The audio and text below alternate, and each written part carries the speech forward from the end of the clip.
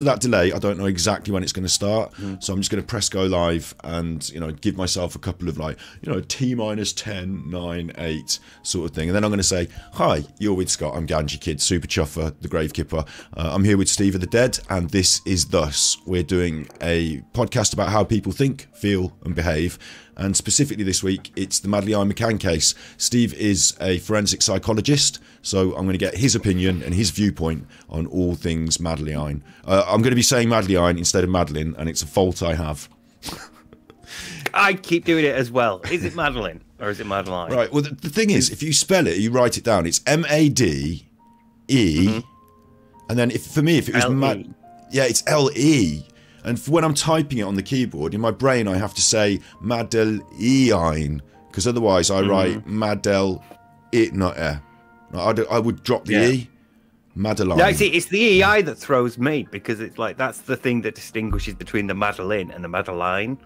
So it's the E-I-N-E, you know, because that's the bit that throws me. You better settle in. Hello, Susan, and hello, Kay in chat. How are you? Today, we're going to be going through this Madeleine. Sorry if I say Madeleine. I'm just going to keep doing it. We're going to be going through this. I've got the timeline. Let me show you that above my head. Got the whole timeline. We're going to go through the timeline. I'm going to ask Steve his opinion, his thoughts, his feelings. He is a forensic psychologist. So if you've got any thoughts, feelings, or conjectures or ideas, you know, if you've got any questions, make sure to pop them in chat. We will deal with them as we go. Hi, Pam Solo, and we will try to exhaust, you know, the different ideas surrounding this case. I'm not saying we can solve it, but certainly it's great to get a modern forensic psychologist perspective, and that's Steve. Steve, do you want to introduce yourself and tell us about your background in forensic psychology and this sort of stuff? I've just got a forensic psychology degree, and you know, in between getting my degree, going to work, I took some time off to heal me back, and ended up falling down the YouTube rabbit hole and doing content about that guy that we all know. So yeah, it's entirely like theoretical, like most sort of body languagey stuff is when we're talking about it. But there are still, you know, structures, and there are still steps, and there are still rules and procedures that you have to follow when you do stuff like you look at evidence. And so we're going to be talking a bit about that as well. Got some criticisms of how the crime scene was handled, much like last time with the Jean-Benet Ramsey one. Yeah, you know, that's going to be a bit more of an issue than, oh look, they acted like this when they said this, that means they're guilty. You know, I hate saying, hey, I don't know, I can't give an answer. I like doing that. I tell you what, I like doing that, and as part of what I've been doing on YouTube is I've got a timeline here, a playlist. So if you're watching this channel, here's the playlist that I've made. I've covered the book they tried to ban. The detective wrote a book. He was knocked off the case. They tried to sue him. Eventually it got put in the European court that it was okay. So I've looked at the book. I've looked at their interviews and somebody else's suggestions about their embedded confessions, and I've done my own body language analysis where I basically say, oh, you chuffers, oh, look at, oh, they said that, the chuffers. So I like doing that. But today I'm adding to that with your much more reasonable and much more professional opinions. So with that in mind, I'm not going to throw my later on I'll throw you my conspiracy theory, but although I've already told you my idea, or what I think happened, I don't want to shape this. I want you to lead us. So that's the way this is going to go tonight. Everyone in chat's okay. Everyone in chat's got the gist of what's going on, haven't they? So yeah, no one's complaining about audio, so I'm assuming we're all right. Yeah, if there is any audio balance issues, I really please tell me if the audio balance is correct, because although I check it and I try my hardest, I find it difficult while we're rolling to mess with that. And the best I can do is I can press this button, and it really annoys Steve because he can hear the audio balance is correct, because although I've checked it and I try my hardest, I find it, so that doesn't help. So anyway, yeah. Criminal profiler Pat Brown also wrote a book. Okay, maybe we can have a look at that as well in due time. What I wanted to start with was what I will start with is this video. I've got loads of windows, bear in mind today. More windows than Buckingham Palace, mate. This is the initial ITV news report on the ITV News YouTube channel, so it's official. Strangely, they didn't resize the image. They must understand about resolution because they're the ITV News, but they've left it stretched. But this is the first news report, so I think we should watch this and then start from this point, and I'm going to start asking Steve questions after this. So. Waiting desperately for news. And with every hour that passes, the questions only grow, and the sense of dread mounts. They felt from the beginning this was a case of abduction, of someone snatching their little girl as she was sleeping in their holiday apartment. And a short time ago, they made this appeal. Words cannot describe the anguish and despair that we are feeling as the parents of our beautiful daughter Madeleine. We request that anyone who may have any information related to Madeleine's disappearance, no matter how trivial, contact the Portuguese police and help us get her back safely. Please, if you have Madeleine, let her come home to her mummy, daddy, brother and sister. This is home video of Maddie, a girl who next week celebrates her 4th birthday. Well. The Portuguese police have been searching throughout the day, perplexed and baffled like so many here. This is an adjacent apartment to where the McCanns were staying, and this room identical in layout to where Madeleine was taken from. And the question now preoccupying police is, did somebody break in? And if so, how did they get through this type of shutter? So just pause that there. Good. Well, I know that you. Okay, I should probably just let you speak and then ask you questions later if you're ready to go. Hit me first. Go. Because I was going to say, we both lived through this as like we're British, and it was big. It was on the news. It was on the telly. You must have been a young person, and this must have been something like when you maybe even before you became interested in criminal psychology and things like that.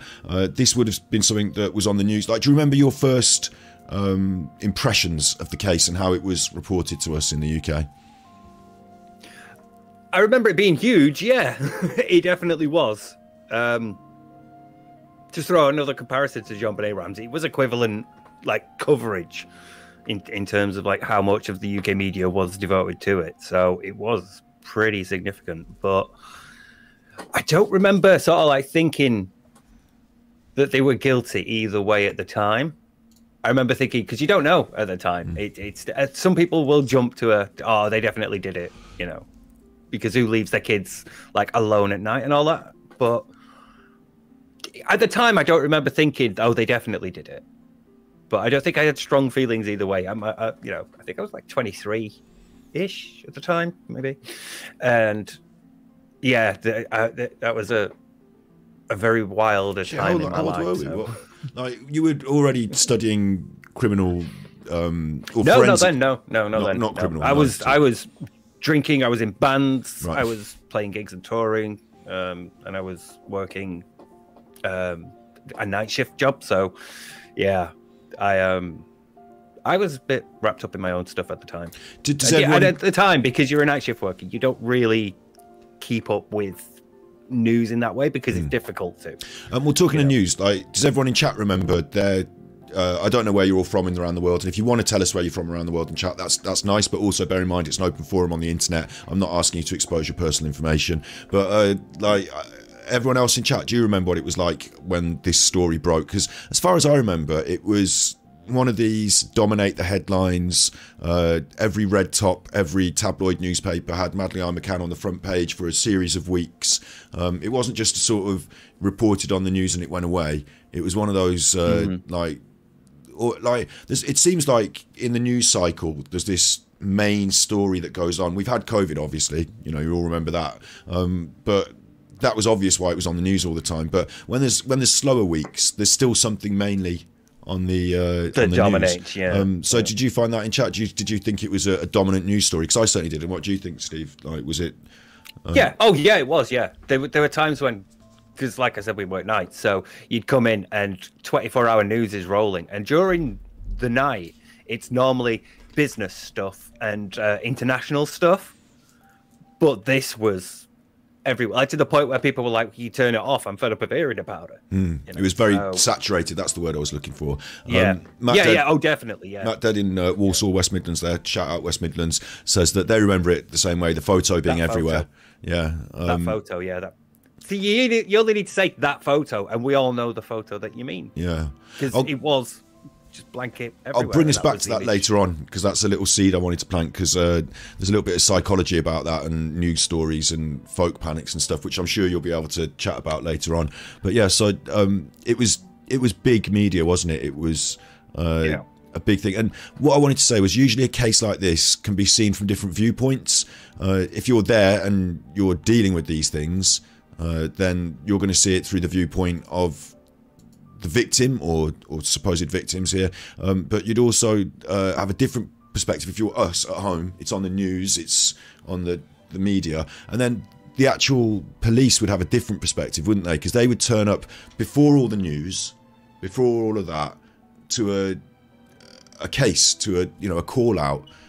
So like, I'm jumping you around a little bit here, Steve, but what do you think would have been the first impressions of a police investigative team when they turned up? How would that differ from the way we view it? First instance, you would probably assume the child is missing. You wouldn't assume it was an abduction.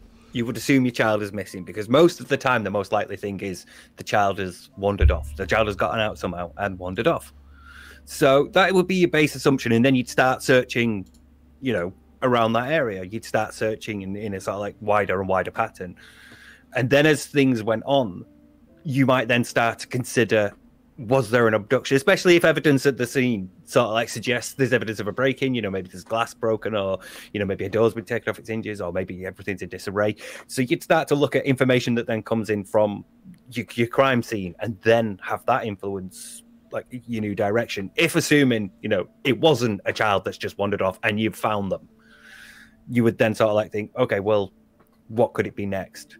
So, I mean, this is like how your police would approach it anyway. I mean, assuming, your parents are probably going to immediately think somebody's taken the child. The child isn't there, she's gone. Where is she? What could have happened? Who could have taken her? So they're probably thinking, report it as an abduction, call the police, my daughter's been taken. Whereas the police might think, well, what evidence is there of that? We need to look first. So for now, let's just assume she's gone. She's wandered off somehow. I think that's an interesting, point to make early on, is that because we're media, we're going to talk about this. We've been exposed to it. You've all been exposed to it. I'm not even going to give you such a detailed breakdown of the case today. I mean, we will talk through, 3rd of May. They're in Praia de Luz. We're going to talk about the facts, of course, but I assume most of people in chat understand the generalities of the case, and it's about, for me, digging into your perspective of it, Steve, from your more professional and educated side of it, whilst also going over some of these other stories and bringing things in here and there.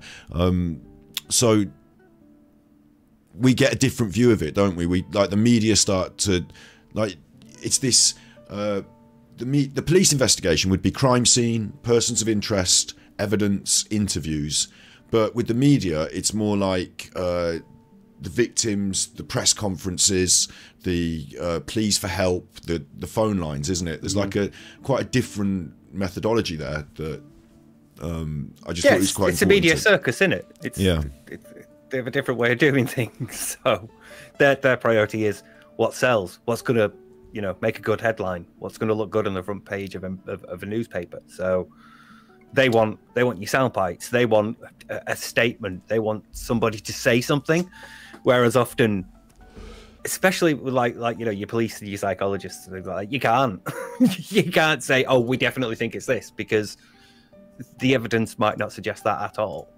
So yeah, and rarely is it like so clear cut, especially in the early days, especially like right there in like your immediate aftermath. Because I mean, there's a different. It's weird to watch it back and think this was 15 years ago now, 16 nearly. She would be 19. She's still alive. She would be 19. Yeah. So I've got to be careful. I don't know. I'm saying that she can't. Yeah. I do want to point out she might still be 19. It's rare. It's rare, but it does occasionally happen. Look at what Amanda Barry in America. She was one of like these 3 teenage girls that had been kidnapped and sort of like held hostage not tortured, and sort of like sexually assaulted for years. There's like Joseph Fritzl as well. He got away with that. Nobody knew she even existed. True. His daughter until maybe we should stick on this before you get me banned on YouTube for using all the bad words. Yeah, true. So it is possible. It's just There was something else you wanted to say when you saw these shutters. Did I? Yes. I'll let you go full head on that. After this bit, I think it's the very next scene. Once we've done that, we'll take us back to the very start and all that sort of business. Locals and holidaymakers alike joined the hunt. But 24 hours on, despite forensic efforts before, and a careful... I think it was just before, taken from. And the question now preoccupying police. If you have Madeleine, let her come home. Video of Maddie, a girl who next week celebrates her 4th birthday. Wait. The Portuguese police have been searching throughout the day, perplexed and baffled like so many here. There. You see, they're just for fingerprints. And I know we've just seen people completely covered, but they're just for fingerprints, and they've not. Their hands are open. They're not in full like PPI, I guess PPE. They're not fully covered up. That's just an ungloved hand dusting for fingerprints. You mean, yeah. I think there's another shot later on of like the actual person doing it, which is why it stuck with me. So this isn't adjacent. You can see they're not like covered head to toe. They're not like got the mask and everything on. They're just there. So yeah, that's like one of the things that's like indicative of a mishandled crime scene. There are other things as well, obviously, but yeah. I'm just going to move Steve just quickly because underneath, I didn't want to have to move you around while we're doing this. To be honest, I wanted to leave you where you were, but I'm just going to move you just quickly. There are 2 fingerprints on that shutter that what appear to be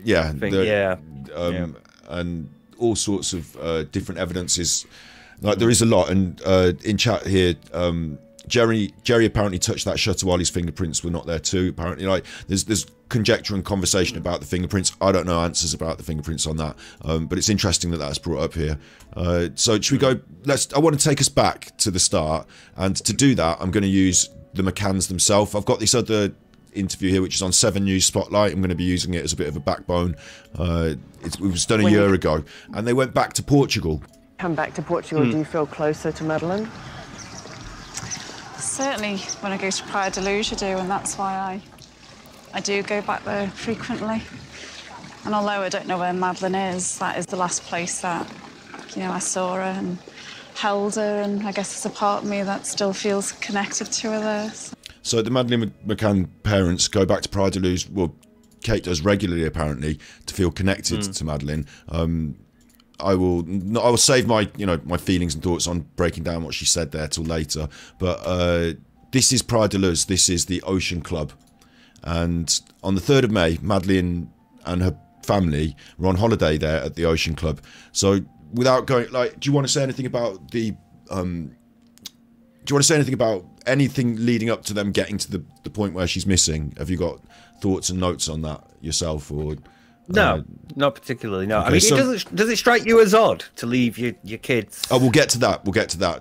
To leave your kids. Yeah. Okay. All right. We're going to get to that later then. Okay. There were some questions. Not really. I mean, I don't know if anyone. They're a family that go on holiday, aren't they? So. Yeah. You see, there were some questions. I don't know if anyone in chat's got these questions, but did Kate want to go?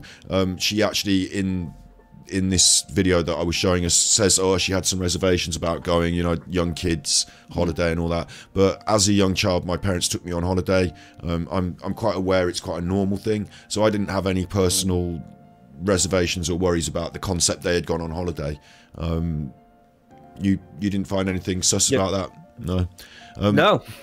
No, same as you. It's like I've been on holiday as a kid and nothing really sort of like struck me up until she disappeared. They were just a family on holiday, weren't they? With some friends. They were with some friends as well, and that's the other thing that some people bring up as sus. Maybe we talk about that later on when we talk about potential suspects and things, but some people say it's sus, and they even throw the conjecture around, and I don't want to use the bad words that get me kicked off the internet, so I don't know how best to say pedo ring without saying the words pedo ring, but some people suggest that, and again, I find it quite a stretch myself. I don't see, I haven't found a lot of evidence. Again, I shouldn't be saying this. I want to ask you, do you think that they went on holiday as a group of organised paedophiles? No. It's like, it's very unlikely for me. That's an incredibly unlikely scenario. Okay, so unless anyone in chat wants to, forward any conjecture on that front, we'll move on from that and just say that they were on holiday then, and the parents decided to go for dinner with a group of friends. So we can start with that, I suppose, can't we? Do you leave your kids alone on holiday when you go to dinner? Like, this is the apartment. I can show you the room. Like, there's the room where they're asleep. It's got doors. It's got locks. Apparently, they left the back window open. And going back to that, this is the Ocean Club. So that's the apartment there. And you go across that little pool, and that building that on the top corner there now is the tapas bar. So theoretically, you can see your little chalet from the tapas bar.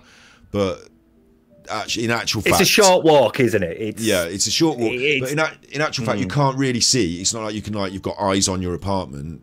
Like, there's stuff in the way, and there's walls, and there's like hangings and things. So that's the setup. I think just briefly here in the first interview that they do, Jerry says it was like they were in the back garden. That's how he sort of like felt in terms of the distance. Did you want me to get that interview up?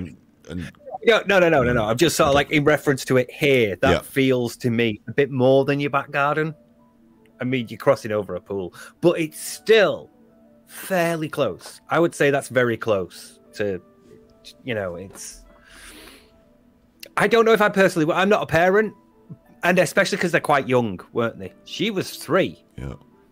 So, I don't know if the kid, her brother or sister were younger. So I don't know if I would be comfortable.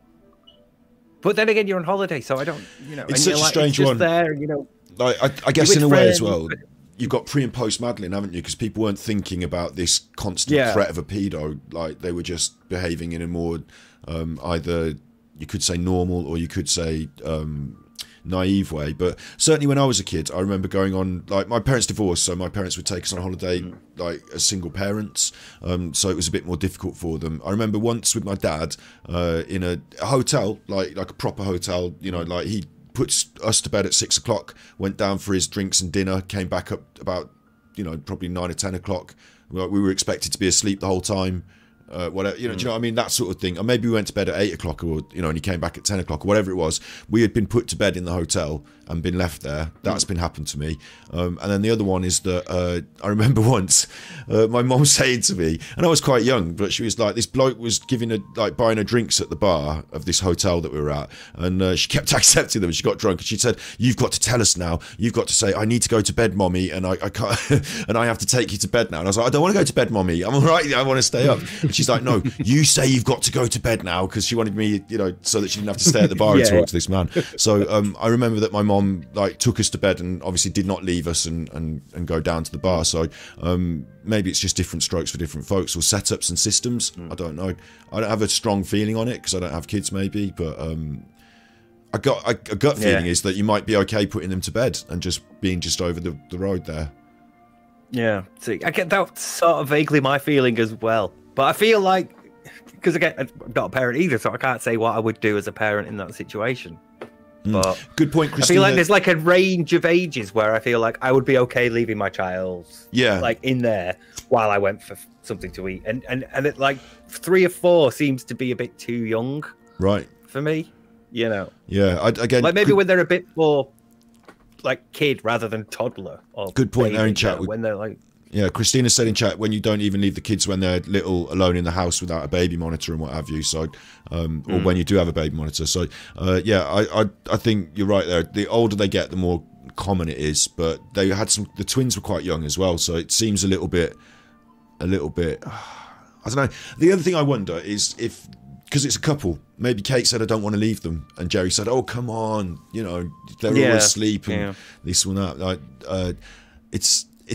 it's in the balance for me, that one. What do you think in chat? Give me I should put it as a poll, shouldn't I? I'm trying to involve the chat more for you today. Trying to get my head screwed on about how to do these things. I've got buttons up here. And also trying to dissipate legal responsibility because. Yeah, I'm not going to say I'm not going to say what I definitely think today. I've already said it in different videos until the end when I'll quite happily say it. How'd you make a poll on YouTube? I should be able to do that, shouldn't I? Pop out chat, community pot. Yeah, all right, forget it. Just tell me what you think. Would you leave your young children in a Well, obviously these days we've got the hindsight, haven't we? But you tell me in chat whether you think it's right or it's wrong. In a foreign country, it seems insane to leave them, says Bob. Different from a Butlins or a Premier Inn. Good point. Like in Butlins, it's like common, isn't it? Everyone leaves the kids and they all go to the bar. Like it's like a more common thing. It's enclosed though. That's the thing, isn't it? It's basically the enclosed holiday camp rather than here, which seems to be open, and there are roads nearby that members of the public can walk past, and members of the public can cut through. So it seems a bit different about Butlins. It's hard to know because we're not there as well, but it's supposed to be like an enclosed complex, but at the same time, as you say, each side of that enclosure is a public space. Just pure and that's simple. The problem. Their apartment is against the public access, and apparently you could get to their at least the ground floor, bedrooms through that bit there. So if you remember the public, you could walk up to their door and open it. So yeah, I don't know that actually. Yeah, it's interesting. I once went to America as a part of a filming project, and so we stopped in a motel. And like there were lots of other people stopping in nice hotels that we were filming with. We were in this. I'm not going to complain, right? I put us up in scrubby accommodation when I'm paying, but it was this motel, and like it literally, like you say, my handle of my door opened out onto America, and I didn't have like I wasn't through the lobby and then in the foyer and then up the lift. It was my handle of my door and there's America, and I just really felt unsafe. I didn't like it. Wasn't I wasn't used to that level of just one layer of security between me and the world in that way. And I guess if you've got kids, you might feel that sense of security. You might feel like you want to be more safe. You might feel that instinct to, could you move our apartment? Or I don't really feel comfortable. Or lock that, make sure you lock that window, and that sort of thing. If you're adjacent to the public in that way. So even if you do leave them, you would think that there would be a sort of sense of anxiety or anguish about leaving them, and therefore extra security might be on your mind. I'm putting my thoughts there. What do you think? No, I'm with you, especially because you and your mates are there in this block. So one of your couples they don't have kids. I mean, there was a few kids there, but I think at least one of the couples didn't have them. So when you say like, I feel very unsafe here. Would you mind if we swapped chalets? Would we mind if we swapped apartments? So we could be like up on the second floor to the left or something, rather than having like my kid's door to the bedroom right here next to a public walkway. So yeah, I feel like if I felt unsafe, I probably would have registered that complaint with one of my mates at some point earlier in the holiday. It's interesting in chat, people are saying that they, in general consensus is take the kids with you, and apparently the day I could get this as facts, I could show you the interviews, but I'm using little clips from interviews, and I've watched a lot of them. The day before, they went to a different restaurant up the road, and they as a group concluded that it was too long to make the kids walk to this other restaurant, and the kids didn't have a good time and it was too much for them, so instead they decided to stay closer to home, and that's why they were eating at the tapas bar in the first place. So they've obviously had this experience of trying to take them with them, and that's why I just wonder if maybe maybe it's not a consensus. Maybe Kate wants to stay with the kids, and maybe Jerry's saying, look, you need a night off, and but rather than offer him his support so that he would stay back with the kids and she could have the night off, he also wants the night off. So everyone's had the night off. What if your kids are drugged and fasted? We'll come to that. So yeah, next on the list of basic timeline. Apparently the adults had devised a rota system to check all their children during the evening. So someone was going back and forth, and different people were checking on the kids. And when it's the turn of Kate McCann, she discovers Madeleine's gone. So that's like we're jumping 10, isn't it? We're jumping over some of the witness testimony to say that they did their checks, aren't we? There, but yeah, at about 10, Kate discovers Madeleine's gone. You tell me how you feel about that element of the timeline up to then. Are you well, I'm just wondering, because two people both claimed they saw somebody at different times beforehand. Somebody carrying a child. Yeah. But I think they both came to nothing. Yeah. I think one of them was a a disputed sighting, and another was somebody who just also happened to live nearby and was taking their child home. There was one that was confirmed to be a holidaymaker carrying their child home from the kids' club. That was absolutely certain to be confirmed, one of them. Yeah. Yeah. But yeah, up until that point, there's not really much that stands out. There's, again, everything comes afterwards now. So when people say, "Oh, well, you know, like a couple of days before, somebody reported seeing somebody dodge hanging about," and it's like, did you at the time, or are you thinking now, I wonder if that guy, you know? Whereas at the time, you were just like, it was just somebody walking past.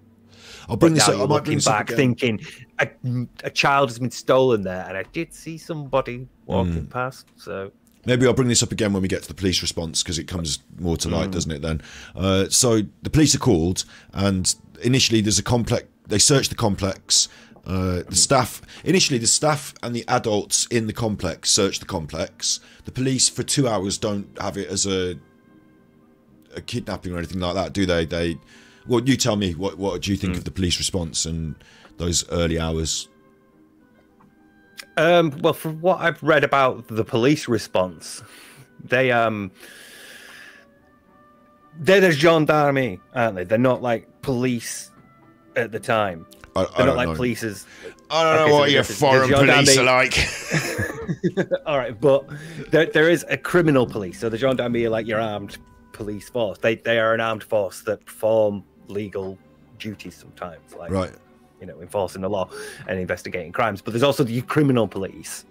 So after, like, the gendarmerie are the ones that are called first, and they come in and they have a quick look around, and then they call the police after a brief. I think they only search for like maybe 2 hours, maybe, and then they call the criminal police and say, "Look, we need, you know, come here quickly." And then they get there and they bring in some search and rescue dogs, and then they start looking around at that point.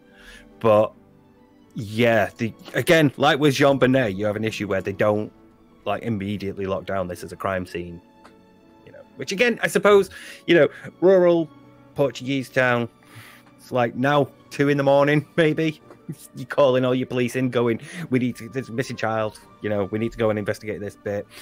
Probably quite difficult to lock a complex like that down. So, but yeah, at that point you've got people walking around, there's people who've been in and out of the different apartments, so it's difficult to make sure that everything's still, you know, as uncontaminated as possible, I guess. So yeah. I've got a couple of like notes here on my leaving the kids here, so maybe I should put this first. Occurred to you that anything would take place? Actually, we'll come to what the police do when they talk to them in a minute. Actually, I don't know, maybe I should go through this in this order, because we talked about leaving the kids and I just realised I've got this on my notes here. So this is them talking about leaving the kids. Never for 1 second occurred to you that anything would take place?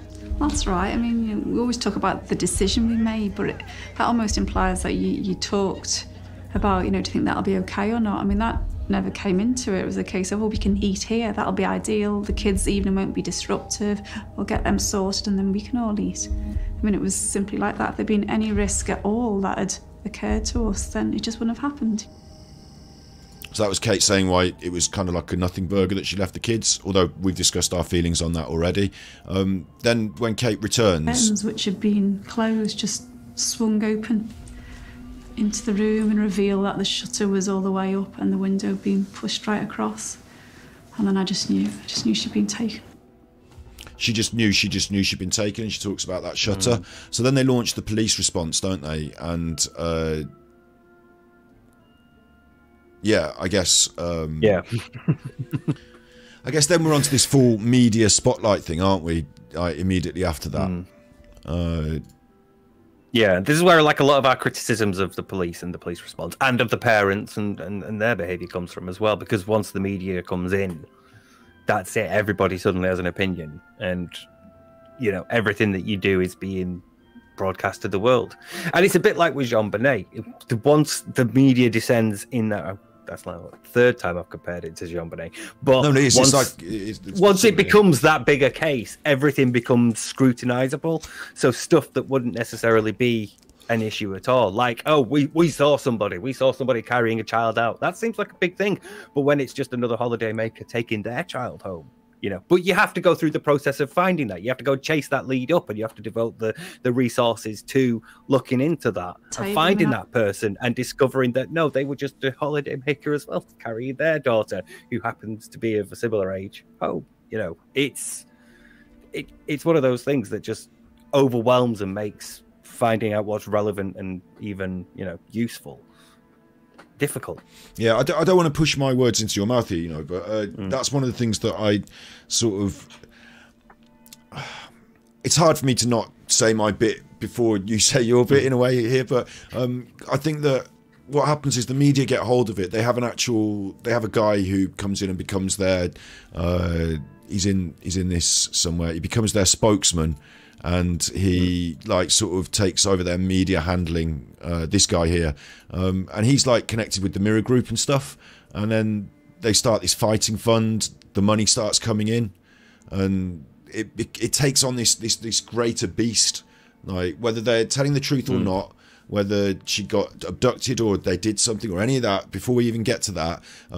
They have these people from the Daily Mail, from the Daily Mirror, lawyers, legals, and they set up this fighting fund, and it takes lots and lots of money, yeah. And it turns out in years to come, the thing about this fighting fund is, so they launched the fighting fund as Robert Murat is being questioned by police. We can talk about him in a bit as well, I suppose, but he comes to nothing, doesn't he? But it brings in all these millions and millions of dollars and pounds, and then it says they won't use the Madeleine fund for legal fights. This is in 2007, and then the next thing is they use the fund to pay their mortgage. So that's a bit sus, isn't it? Using the fund to pay your mortgage. They join the fighting fund board, and they change the criteria of the fund to say that it's okay to pay your mortgage with it.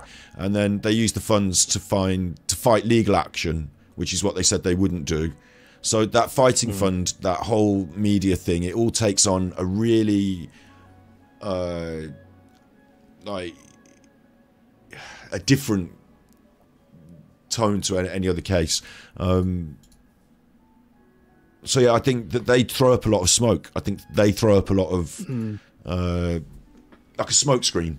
And I don't want to put my words into your mouth, but do you know what I mean? What do you think about that as an option, as a concept? There's got to be an easier way to get a couple of grand, though. Surely they were doctors. Thing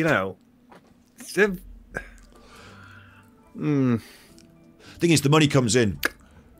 Yeah, they have that money, sitting there in the bank, and I don't know. I think the misuse of it is definitely a bit sketch, but I don't necessarily see it as a motivator, because if you're a doctor, especially why would you risk everything for what is an equivalent, a relatively paltry amount? It's what amount could make you think I could get away with killing my daughter? Oh, I don't suppose they deliberately, so that would be not the payoff. But I think once this engine had started around them, things took on a different level of Yeah, and I think definitely again the using it to pay your mortgage is bad optics, regardless. And I think that the other people involved, I think I would do. So, let's say you're in this situation that they're in, and the media people come to you and they say, right, this fund's going and and we think it'll be good to do X, Y, Z because it will help you find Madeleine. They can't turn around and say, well, we're not going to find Madeleine, she's dead. So they have to say, yeah, okay, I think we should do this. Whatever people that are innocent would look like they did, if they were guilty, I don't know. And I think that it's the people that want to feed off it. It's the the news groups. It's the endless stories. It's the anytime the Boris Johnson looks weak, we can put up something about Madeleine in the news, and she can come back and take the headlines. And there's a lot of reasons why other people have got their irons in the fire now, on top of them trying to find their daughter. It just all seemed a bit grimy. Yeah, it's having to keep like a lawyer on retainer. It's having to keep like a social media, like or a public relations manager, isn't it? Yeah, that guy was public relations. That's all exactly these expenses. So. Yeah. So that's something that I find to be all a bit grimy. Is when these people come in and take it to this next level. When your child is missing, you don't. But I can understand that, though. I mean, like I said, we're not parents, but I can understand being desperate enough to think I need somebody to deal with all this stress and the strain that I'm under right now in this moment, trying to find my daughter.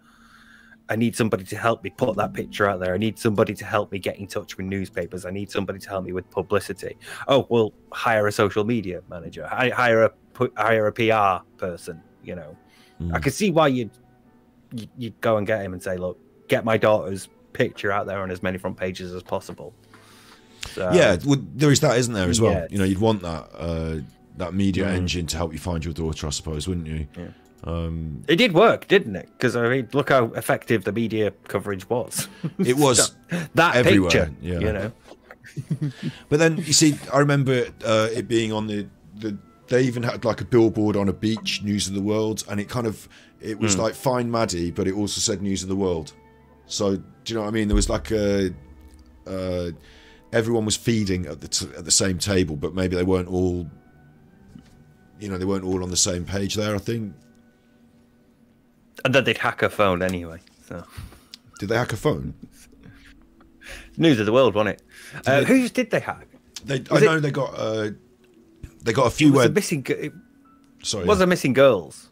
I can't remember. She might have been older than Madeleine McCann, though.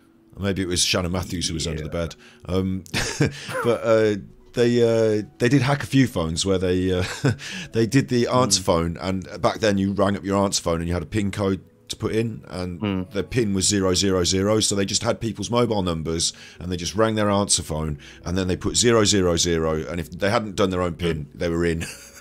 So it was a very, it wasn't a skillful hack, but I don't know. No. Well, that's like how it was reported, wasn't it? It's phone hacking, innit? Yeah. Even though we'd call it social engineering now. We just call it like a fucking lucky guess and a lesson to change your PIN number. But we've got this huge engine around them now, then, and the story is never ending and it keeps being put out, and so now we've got all these other ideas going up. Do you want to take the reins of where? We should lead the conversation next from your perspective, without me putting my viewpoints on it. Or well, I did want to say something about like the difficulties involved with having your police involved from Britain as well, but there's not really that much to say other than it's the sort of thing that affected the investigation, because you got your Portuguese police who now feel like, look, you're coming in here. We've got the media, we have to deal with them, and now you're coming in here saying, you're incapable of doing this. So the relationship between the two wasn't great. They also brought their own sniffer dogs around, and this is where you get the That's why I just tried to skip to the appropriate word. But the sniffer dogs come in then at that point, and they do. Maybe I should just play this little bit here. It was amateur hour. Are they going to hold their own daughter's body for 2 weeks and then put her in the boot of a vehicle in front of the world's media? It's just laughable. That was their press guy saying that. But... Detective Amaral also had the sniffer dogs search the McCann's apartment, where he claimed they found evidence of a cadaver being stored.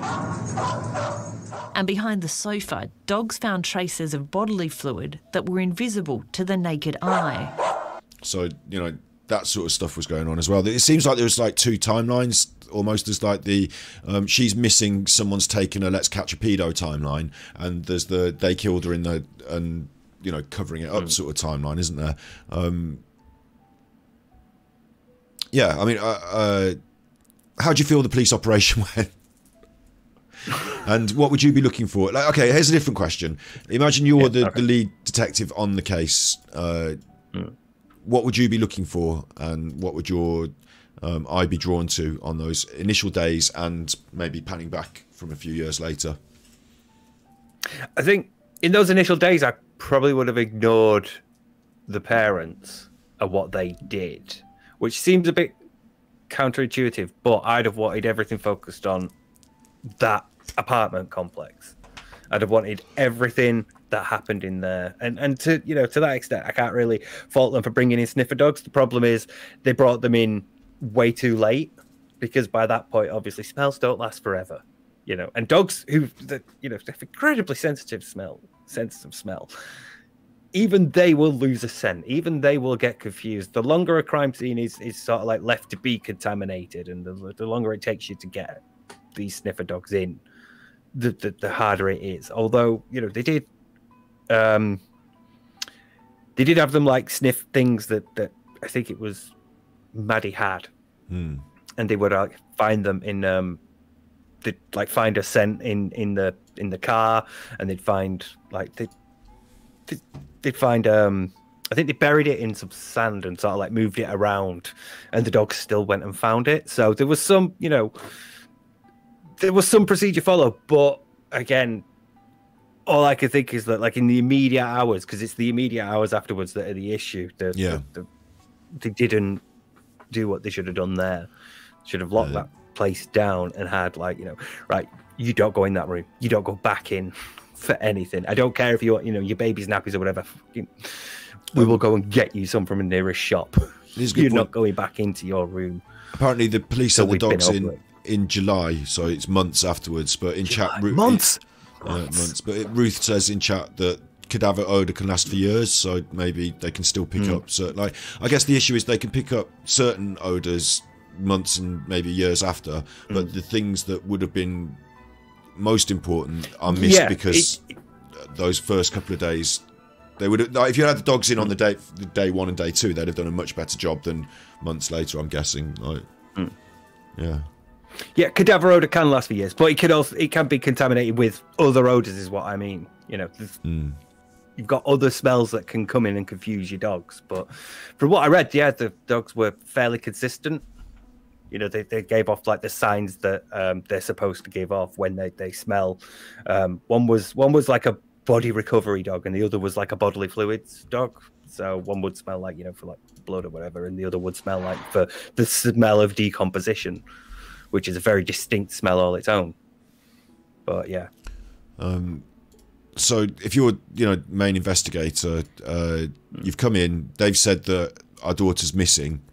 For me, that was I don't want to say for me and then pointing down this road, but for me, that was a bit of a waving flag in that, wouldn't you as a policeman expect them to say, like they suggested that it was a pedo took their daughter, basically, didn't they? Or someone had snatched their daughter. And wouldn't you, as a hopeful parent, be saying, oh, I hope that she's just around the corner, or she might be at the beach and we've got to find her? And who should be the first person on the case to suggest that it's an abduction? Because we saw in that video that they were, if anyone's got Madeleine, please send her back safe and all that.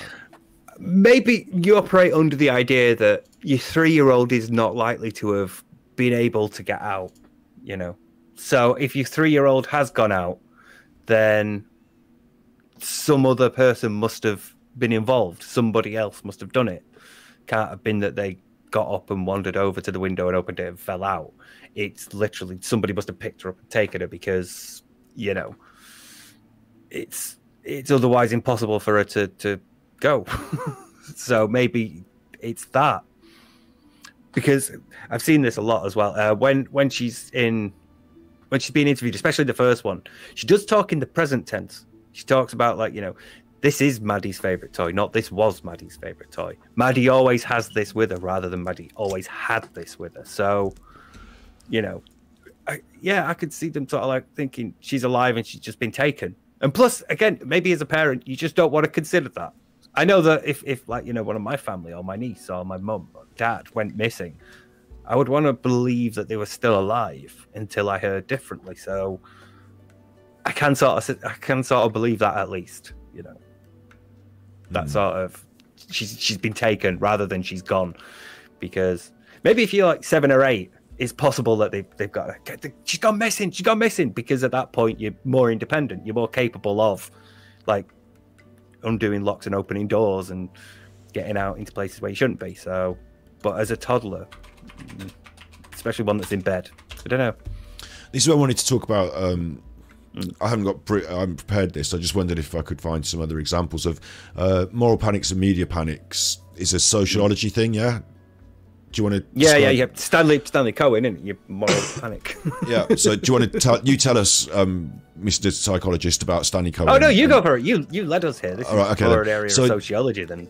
The concept is that since early witch hunts, the idea goes back to the early witch hunts, where people might get an idea, and I'm going to try and say it plain English. You all get an idea, and you all get like whipped up about the idea, and it might not, it's a bit of a bogeyman, it might not be a real thing, but as the idea spreads, it gets hyped and it gets reflected back and made bigger, and before you know it, we're all running around grabbing hold of women and burning them and ducking them in ducking water, and you know, witch hunting essentially. And that terminology, witch hunting, is stuck around till today, where there might not be a real enemy, it might be a phantom menace, but people get over emotional and engaged in this witch hunt, and it's used in the modern sense, in a media sense, isn't it? That I'm trying to think of other things. I wanted to use other examples of moral panics. It came around with the mods and rockers, I think, but yeah, that was the first.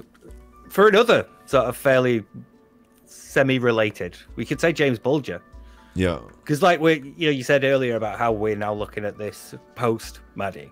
Yeah. Saying like, oh, you shouldn't leave your kids alone. It's like post Bulger, you stop letting your kids go out to play. But pre Bulger, that was kids played out all the time. I wanted to bring up some other examples that were non-related to this to set it in context as well. HIV and AIDS is a good example, because in the 80s, acid house. Yeah, and drugs and dance music. If you took an ecstasy tablet, you would be dead. Leah Betts died, and it was all over the. That was a big scary acid house. Like the Sun literally went one day. They had the acid house logo on a T-shirt they were giving away, and then the next day the newspaper was saying devil drug, ban it, and all this. But HIV and AIDS is another good example where there was nothing that tangible in your day-to-day life based on HIV and AIDS, but it was all over the news. It was a huge thing. Obviously it needed to be addressed, but people were more scared of catching HIV and AIDS than they had reason to be scared of.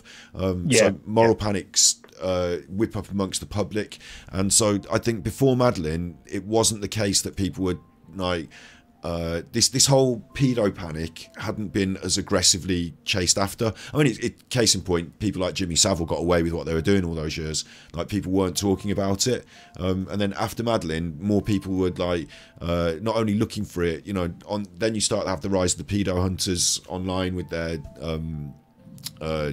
internet, chat rooms and stuff like that. I think most of that came up post Madeleine as well. Like I think it counts. Like, pedo panic can be put in a moral panic setting where there might not be as many bad things out there in society as people are worried about, but it sells a lot of papers and is always in the news. Like, do you think I've done a good job of describing moral panics? A moral panic, yeah, that's a good example. Yeah, it's a good explanation. Although, to be fair, that sort of that pedo panic thing was a bit prevalent beforehand, maybe so, because that was after Gary Glitter took his laptop in to be repaired, that it really kicked off. But when did that happen? Because I remember the brass eye thing was before Maddie McCann, right? So maybe there's already satirization of it. Maybe there's already a pedo panic, and the fact that she's gone missing, you can say bang, pedo panic. We found a witch here. And it might play into that. And I'm not saying that. Like, but I think everybody, we've probably had. I think every generation's had an equivalent. I mean, we had like Just Say No and Stranger Danger. There's Pam, the Grange Hill thing, So, I think that's always been there as a parent, but it's just become more and more of an issue as technology has allowed. And right now, things to spread. You've got things like the trans debate, haven't you? And whether a male, gender-assigned male, female prisoner can go into a female prison, who's and all that stuff. Like that is similar to that. It's big on the news, but us in our day-to-day lives, most of us are not hugely affected by what goes on in a women's prison on the sex offender wing. Like, do you know what I mean? Like, it is an issue, it needs sorting, but it's not as big an issue as it seems to be blown out of proportion, like, in some ways. So yeah, I wonder myself about whether that plays into this, that when the police arrive and your daughter is missing, whether pedo panic plays into either the police investigation and their attitude to it, or whether the parents use it as a jump to that conclusion, or whatever. Am I doing a reasonable job of guiding us around this conversation, or do you want to get straight? Should we get onto the? Yeah, no, it's fine. You're doing all right. Yeah. I feel like I'm talking more I don't know than if you. it's like, again, probably not a thing that you're likely to think of in the immediate moments, and you're probably not going to want to consider it at all, because it's a very dark thing to consider. It's also very unlikely, like we said earlier. The idea that they were a trafficking ring is, while not impossible, is incredibly implausible. So, but not just that, I suppose another way I'm thinking about it is, if these are the people that come back to the room and their daughter's gone and they're like, right, a pedo's took her, then why did you leave your door unlocked? Like, if you're worried about this stuff, like, why are you not locking your back door? Like, why are you allowing some stranger that's your friend that you're on holiday with, to go check on your children? Even that, to me, like, I would. Okay, it's great you want to go and check on everyone's kids for us, but I'll just check on my own kids, thanks. Like, I would feel more like, I don't know, maybe I'm wrong here. In like, I don't want to put that obligation on someone else, and also if I want something doing right, I'll do it myself. So, like, it's great that everyone around the table is going to take a turn, but like, I'll just do it myself. I find it strange to weigh up the both, like, the jump to the conclusion that someone snatched their daughter and the lax security around their daughter. Yeah. I think, for me, it just seems more likely because you're probably not thinking your 3-year-old daughter is capable of getting up and out under her own power. Yeah. So there must have been someone else involved. But yeah, for me, it's far more bizarre that she ran back to the restaurant rather than like shouted or used the phone to call him. Because, you get there and you had 3 children. There's only 2 there now. So, for me, I wouldn't leave them 2 children alone. Yeah. I wouldn't want to risk something happening to them next. So, yeah. So yeah, do you want to talk us through like, from this point what we know, like, and where you find inconsistencies, and we'll just keep talking through it, and then because the next thing on my list really is to give you the different what you call them, like, scenarios, and to say which one do you think is the most likely scenario, and let's talk through all the scenarios. But so you're head of the case. Kate's come back, and she's gone then back to talk to these people, which is, you would definitely take the kids with you, wouldn't you? You wouldn't, like. Yeah, she ran back to the tapas bar and said, she's been taken. Didn't keep the kids with her. Didn't keep the other 2. And again, close enough that even though there's a little walk, you could shout. You could scream, Jerry! You would shout and scream, wouldn't you? You'd shout, Madeleine, Madeleine, where the fuck are you, Madeleine? Like, I think you'd be shouting and screaming at that point, wouldn't you? You'd be, raising your voice to, because in the immediate area, your missing child could be there within earshot, couldn't they? So you'd do a lot of shouting, I think, at that point as well. Yeah, I think, you'd probably shout your child's name first, wouldn't you? Yeah. Because you'd probably be thinking, if she is out there, she might scream back. Yeah, exactly. Yeah. So, So See, I'm trying to think again. Not a parent, but I feel like if my parents were in this position, I feel like my mum or my dad would have shouted for me first. Yeah. They wouldn't have shouted for each other. They wouldn't have run back. They'd have opened the door and they'd have been screaming, "Stephen, where are you?" Yeah. Where are you? So I don't. And even before you leave, like, there might be the possibility that they're hiding in the apartment somewhere. So as a parent, you might check under the sofa, or you might just shout, "No, Madeleine, if you're hiding somewhere, come out now." That sort of attitude as well. You'd have a look at the bathroom, or like in the kitchen, the living room. Yeah. Like, I don't think I'd have the patience to go running around looking. I think I'd be shouting their names and insisting that they, reply. And if then I'd be like, why aren't they replying? Well, hang on, like, this is not them just hiding and messing about. Then you'd be out looking for them. Yeah, and the police find an inconsistency when they the people that are around the table with them write up their report of what they did and what time people did things, and that's inconsistent in itself as well, isn't it? They seem to be like every half hour, someone would go and check. But yeah, then you get somebody's going at 5 past, and then somebody's going at like 10 to, and so yeah, that's the timeline here. Oh yeah, there's the Jerry checks on the children at 9, and then one of the others checks at 9:30, but he doesn't look fully inside. And then Kate goes at 10, and then shortly around that time afterwards, the resort alerts the police and they turn up. So, but I think the fact that they go and check seems to be regular. So I don't really see like a need to question that, because I think they've all been like, that's been consistent, and I would think you'd be able to verify that, because you'd be able to say to the resort staff who was there, and was at least like one of them getting up every half hour or so to go and check, and the resort staff would be the ones to say, yeah, they were, or no, they weren't. I find it a little bit strange to think that they got together and decided, like, I mean, initially to get together and decide who's going to do the checking is one thing, but after the event of her going missing, to then get together and say, look, you were here at this time and you were here at this, and like, I don't know if I'd have the patience or time to be worried about the itinerary of what was happening around the table earlier. I'd be looking for my child. So I find it strange that they even sort of had further conversations about that thing myself. I wanted to say in chat, Kate should have rung the police, but she didn't want to go back to them leaving too. Like, she could have used her phone and rung the police instead of leaving the kids. And that Jerry had the keys to the front door and the back, and said he'd lock them up so that we won't use the doors and we won't wake them up. So that they did the patio door open, so they didn't have to use keys to unlock and lock the doors. Jerry said, so that makes it sound like a conscious decision on his part. Which again, like, why would you consciously decide to not? Like, maybe accidentally I could have understood it, but to say, oh, I'm going to deliberately not lock this door, which is better than locking it. No part of me would ever say that, so I don't understand that myself.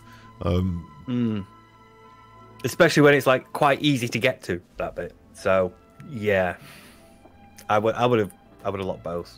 Do you want to hear why you wouldn't? The Kate bit where she says about the billowing windows as well, because that's not her best day out, is it? What have I done with her actually now? Oh, my one video that I had holding it together, I've lost that. I've closed that somehow. Let me do history. Madeleine McCann. Screw it, I'll just find it here. Madeleine McCann, 7 News. Here she is. That's an advert. I wouldn't have that. Wouldn't go there to shop unless they were sponsoring me, in which case, oh, they're great. They're not sponsoring me, so they're not great. So, it could be great if you want to sponsor us. Yeah, like this Nordic Spirit. This looks absolutely... no, it looks rubbish. I'm not sponsored by them. Get that gone. Right, here she is again. Being closed, just swung open into the room and revealed that the shutter was all the way up and the window being pushed right across. And then I just knew she'd been taken. She knew she'd been taken from the moment she found this window open. The window, I've no idea what I expected to find or see. You know, you just hope you're going to see your child every second. Whizzed around the apartment in about 10 seconds. Again, I don't quite know, because, you know, I knew in my head that someone had taken her. I don't know if I kind of hoped that maybe she was hiding in a cupboard or something. And then I just legged it out the back of the apartment. And then as soon as I saw Jerry and our friends at the table, I mean, I was just screaming, you know, Madeleine's gone, someone's taken her. So she just ran out to the like you said, like she did a look round, and then she thought, fuck the twins, I'm to the restaurant, I'm there screaming and yelling. Do you want me, should we go through, like, I feel like my backbone of the show is sort of now broken and dissipated, and we should just like just do whatever we sort of feel in whatever order, really. Fuck it, why not? We've gone through like your main timeline of the night itself. We've set the scene, so to speak, and quite easily, quite a lot now. Like, so do you want to go through like so I'm trying to juggle all my windows as well, you know what I'm like. Are you all right? Maybe this is just me getting hung up on it, but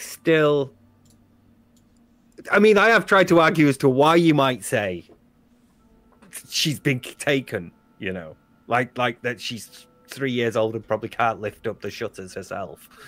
So somebody must have taken her, therefore, Jerry, she's been taken. But I don't see why you wouldn't just say she's gone. She's gone. I can't find her.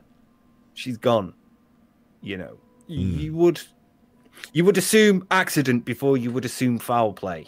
Is this part? Is that part of your human talking to me, or is that part of a forensic psychologist talking to me? That's just a human thing, or that's just my human bit. Yeah. I like, because I don't know if I'd necessarily be able to give you a source for that claim, so I'm gonna just say that it's my human bit. But I just feel like it's a weird way to phrase it. It's really. These shutters do come into it because it is ridiculous that the shutters do. Yeah, the shutters are quite heavy. Yeah, so. And Kate was sure that they were open, and the wind blew in when she opened the door, and all this stuff, which is very dramatic. I did break down some of that on one of my, just to shill for myself. I did break that down on one of my videos here, so I won't go into too much depth about that now, even though I just accidentally skipped the video again, didn't I? A girl who next week. That's that one, and that's that one. You can only do it from inside as well, can't they? You can only open it from inside. The shutters. Yeah, and it would. So, like, somebody outside would have to, like, really, it's really like, lift. for me, it's her description of it as well. It's the fact that it's like almost like you're watching a TV show, like she's imagining it rather than the reality of what might have happened. So, okay. Yeah. Right. Okay. Thinking briefly, as a criminal, sorry, not a criminologist, which I'm not, by the way. Neither criminal nor criminologist I be. Why would you get in through the back door, grab the kid, and then waste the time opening the window fully, opening the shutters fully, and then the window? Why wouldn't you just grab it and then run back out the way you came in? Because you know that's easy to open because it's not locked. So you could just grab the child. There's no way in a million years and then run. There's no way in a million years unless you're deliberately like a housebreaker, like, unless it's like your modus operandi to deliberately use a novel entrance and exit method. There's no way in a million years you're discovering an open door and not using the open door. And if you had gone in through the back, like initially you're not going to check windows so that you can crawl in through windows. You're just going to check doors, and it's the easy open ones that you go like car doors, isn't it? People just check the car doors, and like if one's open, they're in, and they're like, hey, unless they see a laptop, maybe. I don't know. Anyway, the point is that if you found this open door, but even then, if you saw a laptop in the back, you check the door first before you smash the window in, don't you? Yeah, exactly. And if you've seen this door and you've opened this door, it's also it's a safe mode of escape because you've just come through it. Like you're more likely, in my mind. I'm not a qualified psychologist here, but you're more likely in my mind to use the same method of escape as entry because you've already cleared that path rather than use a novel like you don't know what's beyond there, you don't know who's outside, so you're opening the window and you're jumping out into what, like unless you definitely came in there, you would definitely go out there, maybe that, but it seems really strange that like the shuttered window should be your choice instead of the rather easy and available open door. But even then, if you went through the open door, you'd have to go in the rooms, discover Madeleine, discover the twins, decide that you're going to take Madeleine and not the twins, and without waking the twins, take Madeleine, like you say, then leave through the window for some reason. Plus, if you're going in and you don't know there's children, assume you're going in there to steal something. You might know that there's like holiday makers there, so they've probably got a bunch of cash, somewhere, or they might have some valuables. So you go in and you go looking for that, and then you see the kids. There's like 2 in the cot and 1 on the bed. I'm gonna leave them. Yeah, you're definitely. It's not fucking worth. You're there to steal valuables. Like, why would you then think, I'll escalate this to kidnapping because I know what to do with a child's victim. Yeah, and it's going to cry potentially and like set off alarm that you're kidnapping. Like there'll be far much more police presence at you if you took a kid instead of took a wallet. Like it would be to most criminals, it would not be an attractive proposition. It would only be to a specific type of criminal, and then we get into that realm again of like. To me, it seems weird that you would. Let's look at it from a criminal perspective again. Of like, you want to kidnap a child, you're gonna like sort of stalk this family, or like you might have seen them around, but you're gonna have to like sit in a car at the side of the road, like marking out when they're here and when they're home, and like look for an opportunity. And then you're gonna know that the kids are in there and that they've gone to dinner in some way. and then you're going to be in and out like a thief, like literally a thief in the night, isn't it? Like, you know, like Batman. So it's almost like an MI5 operation or something, isn't it? It seems a bit more, like, far more organized. Okay, so allegedly, right? So there was apparently a note written in the hotel's registry book that said to staff, like, block book these times at the tapas bar for the families, because they're going to be coming here, you know, for over the next 4 days at these times the families will be here. So that was publicly viewable. So you know, it's possible for somebody to have seen that notice and thought, right, okay, so if they're there at like 8 till 10, then that means they're not in their chalet. So I could, you know, but again, I feel for me, if you saw that and thought there's a crime of opportunity here, it would be theft, and it would be theft of your valuables or electronics and things. You wouldn't necessarily be thinking, right, they've got a kid, I could go kidnap the kid. You'd be thinking, could get a couple £100 flogging like the jewelry and shit. The only other way would be is if you knew, like, you could, and it is suggested in this, like, in my opinion, like a strange and kind of poor suggestion is that they could have shipped them off to North Africa. Most of the way there. We have motorways. Because you could just get on the motorway and travel down to Morocco. But you see, the strange for me, the problem with this is you're suggesting that there's already a sort of buyer, a demand, a market for this sort of kidnapping. Yeah. And then that would mean it happened at least once before. And it's not like a consistent child snatching. No, it's not like people are always reporting their children going missing from Portugal. What's happening? It's not that, is it? But yeah, you go. But why would you? I mean, why would you go to? I know that tourist areas are normally, you know, the crime rates are slightly different to your regular areas, but surely it would be easy to just go to like a poorer part of the country and steal a child there. You know, why would you want true, to sort of, like, isn't it? Yeah. Like, there must be, you know, there must be homeless kids in Portugal. There must be like kids living on the streets. I mean, you know, they've got homeless kids here.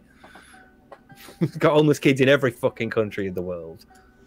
It must just be easier to go to like one of the more deprived, poorer areas and be able to find a kid to traffic there. Yeah. Why would you want to? Again, this is international now, so you're running the risk of not only just your police, but your international forces as well.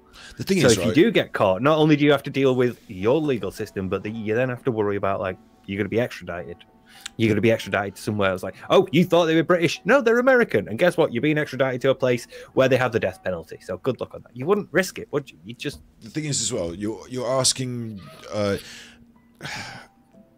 like, when you're looking at crimes and things that actually happen in the real world, like, we can sit here and we can, like, write fantastic stories, and it's like the Bourne Conspiracy and the Bourne Ultimatum and spies and networks, but in the real world you would need that network, and you'd need everyone to stay silent, and you would need, like, all these years of people talking about it, no one to have ever slipped up, and one person to the next and down the motorway and not seen here and not seen here. There's all this opportunity to either prove it or say that it's probably unlikely. This is like a very slim. How do I explain this best? It's like, okay, let's say, talking about the laptop thing in the car earlier, like, let's say my laptop was in the back seat of my car, the window is broken, I've arrived at the car, the laptop is gone, the window is broken, and I could say, well, it was probably like a conspiracy where MI5 came and smashed my window and handed off my laptop to a bunch of hackers who took it to Russia, and then, like, you know, that could have happened, but it's far more likely just someone was trying cars and smashed it and got a lap. Like, so you go for the more reasonable and more normal explanation, wouldn't you? And then, like, so here, looking at a trafficking ring to Morocco is that weird end of making up fantastic stories for me, and the reality end would be, even if someone took her, it's more likely an opportunist who has, like, made either a strange choice or something else has happened. So maybe we're now getting into you know, maybe we should set out different, what you call them, scenarios, and you should tell me what you think. Yeah. Like, do you want to? Want to tell me? Well, you're right. If you are going to, like, abduct someone and then traffic them for whatever various nefarious reasons, you need a network that can support that. You need like a criminal network. You need somebody to pass this person to. You need somebody to facilitate, you know, the payment of it. You need somebody to, you know, you need networks and you need people that can do those things. Yeah. So those networks have to be embedded. You need your people there.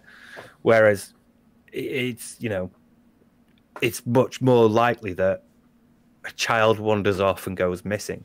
And then you're also saying here that the conjecture was that, okay, you get them in the back of the van, we're off to Morocco. But to get to Morocco, you've got to cross the border with Portugal and Spain, which is policed. And then you've got to cross the border from Spain to Morocco, which is even more heavily policed. So you've got 2 border checks to get through in order to achieve your goal. Like, it becomes more of a elaborate crime, and there are more chances for that crime to be not just, you know, sniffed out, but you know, for it to be caught. So I find it even more extraordinary as those bits are stuck on, and then we're going to Morocco, and then she was sold to this, and it becomes even more. It's like 10 times more extraordinary, 20 times more extraordinary. Like, it's like if you were a people trafficker in Morocco, and you had somebody who wanted a child for various reasons, you would just get a Moroccan child. Quite more likely, yeah. I mean, but you could argue that they're just there. Why would you go to Portugal? Why would you cross 2 countries to go? You could argue they want a white child with blonde hair or something like that, and like they go to like Moroccan tourist destinations. That's true. Yeah, there are tourists in Morocco, aren't there? You're right. That's a good point. They bring them to you. You don't have to go to Portugal. And yeah, it seems elaborate. That does elaborate.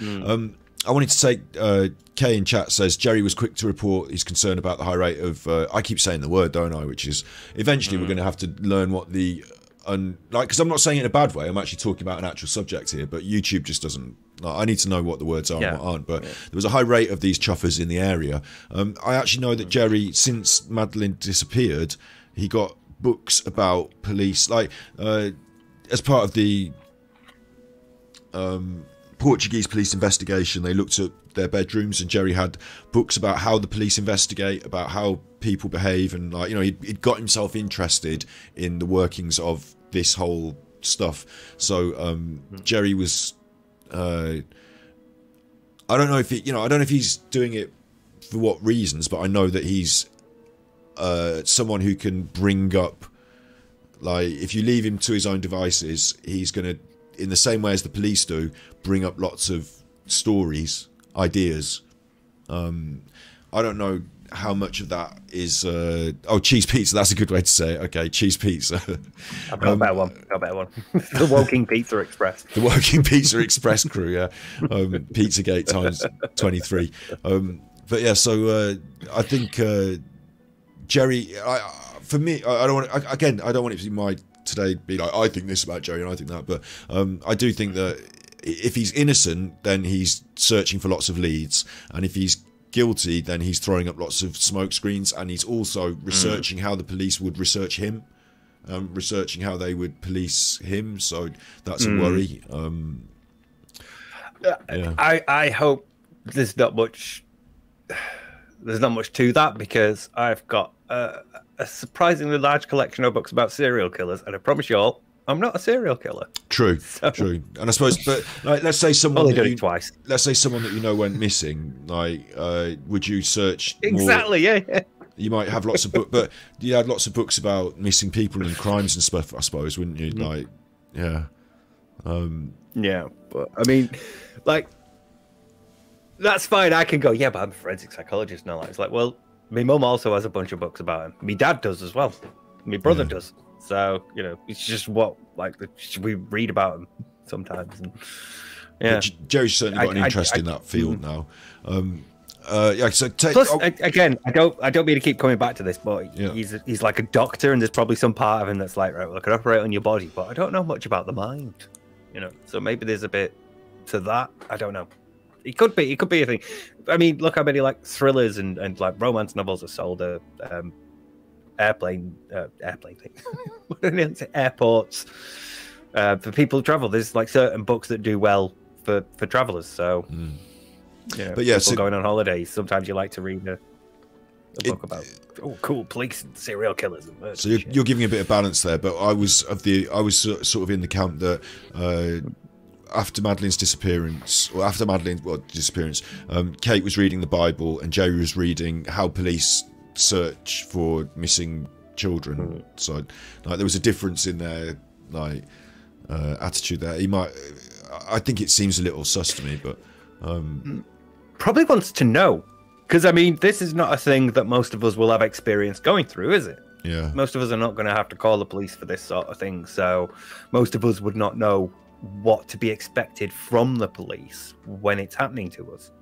Yeah. So part of it is probably like just needing to know what you should be doing. Oh, should you be doing this? You know, I'd see that you're looking for this. Should you not be looking for this instead? You know. Okay, right. Well, okay. What I'll do now then is I'll take us through the different bits, like the different. I keep getting them. I can't think of the words today. The conjecture. So first of all, did you kill your daughter? Did you kill your daughter?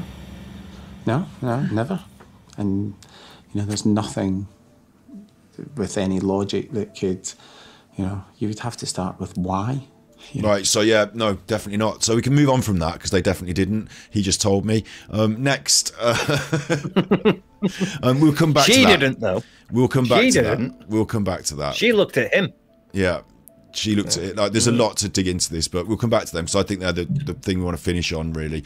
Which do you think is the least likely of the other options? We've done North Africa and an organised ring cartel, human trafficking to order a child. We've done that, and we've sort of said it's quite unlikely, and if it were the case, it would be much more easy to catch because there'd be loads more people involved, and they would be, you know, you just catch people who are trafficking kids, wouldn't you? And you'd be like, you know, who's your boss, you? And they'd be like, oh, they rolled me into the bus and I swang like a canary bird. And then they'd like, you know, they all tell stories on each other because they don't want to go to prison, and then it'd all come out. So there'd be all people involved. Yeah. So we said we didn't like that. We've got phantoms, I suppose, haven't we? We've got. People said to me earlier on, maybe she's been stolen to order. That's him talking about stolen to order. The possibilities. No, it seems too much. That it's too. We've got people that we're seeing carrying. We talked about it a little bit earlier, didn't we? And now I've got a chuffing advert on this, which is a bit unreasonable as far as I'm concerned. But there's these people that we're seeing, you know, seen walking, seen carrying.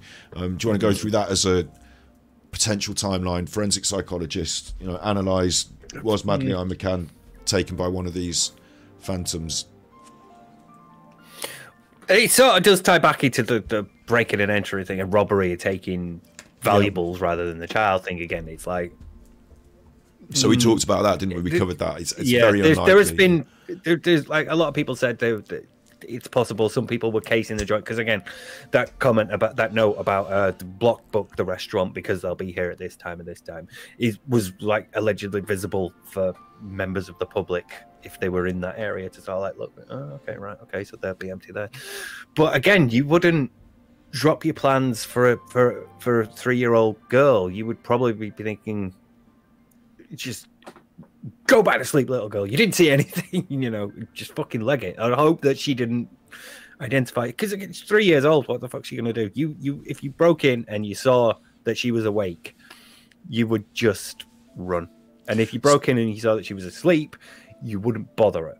So everyone in chat now as well, pinching stuff. So. I just want to make sure everyone in chat, have we exhausted the ideas that it might have been a cartel ring, someone might have just took her by random, she's gone wandering off? Is everyone in chat happy? Has anyone got any other, like, you know, ideas to throw at Steve before I, you know, turn the conversation away from those three sort of options? And like, are you happy, Steve, that we've covered those three? Feel like the least likely.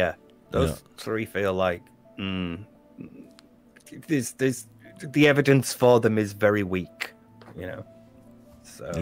So if that's the case, the evidence for them is weak. You turn up at the crime scene and Madeleine McCann's not there.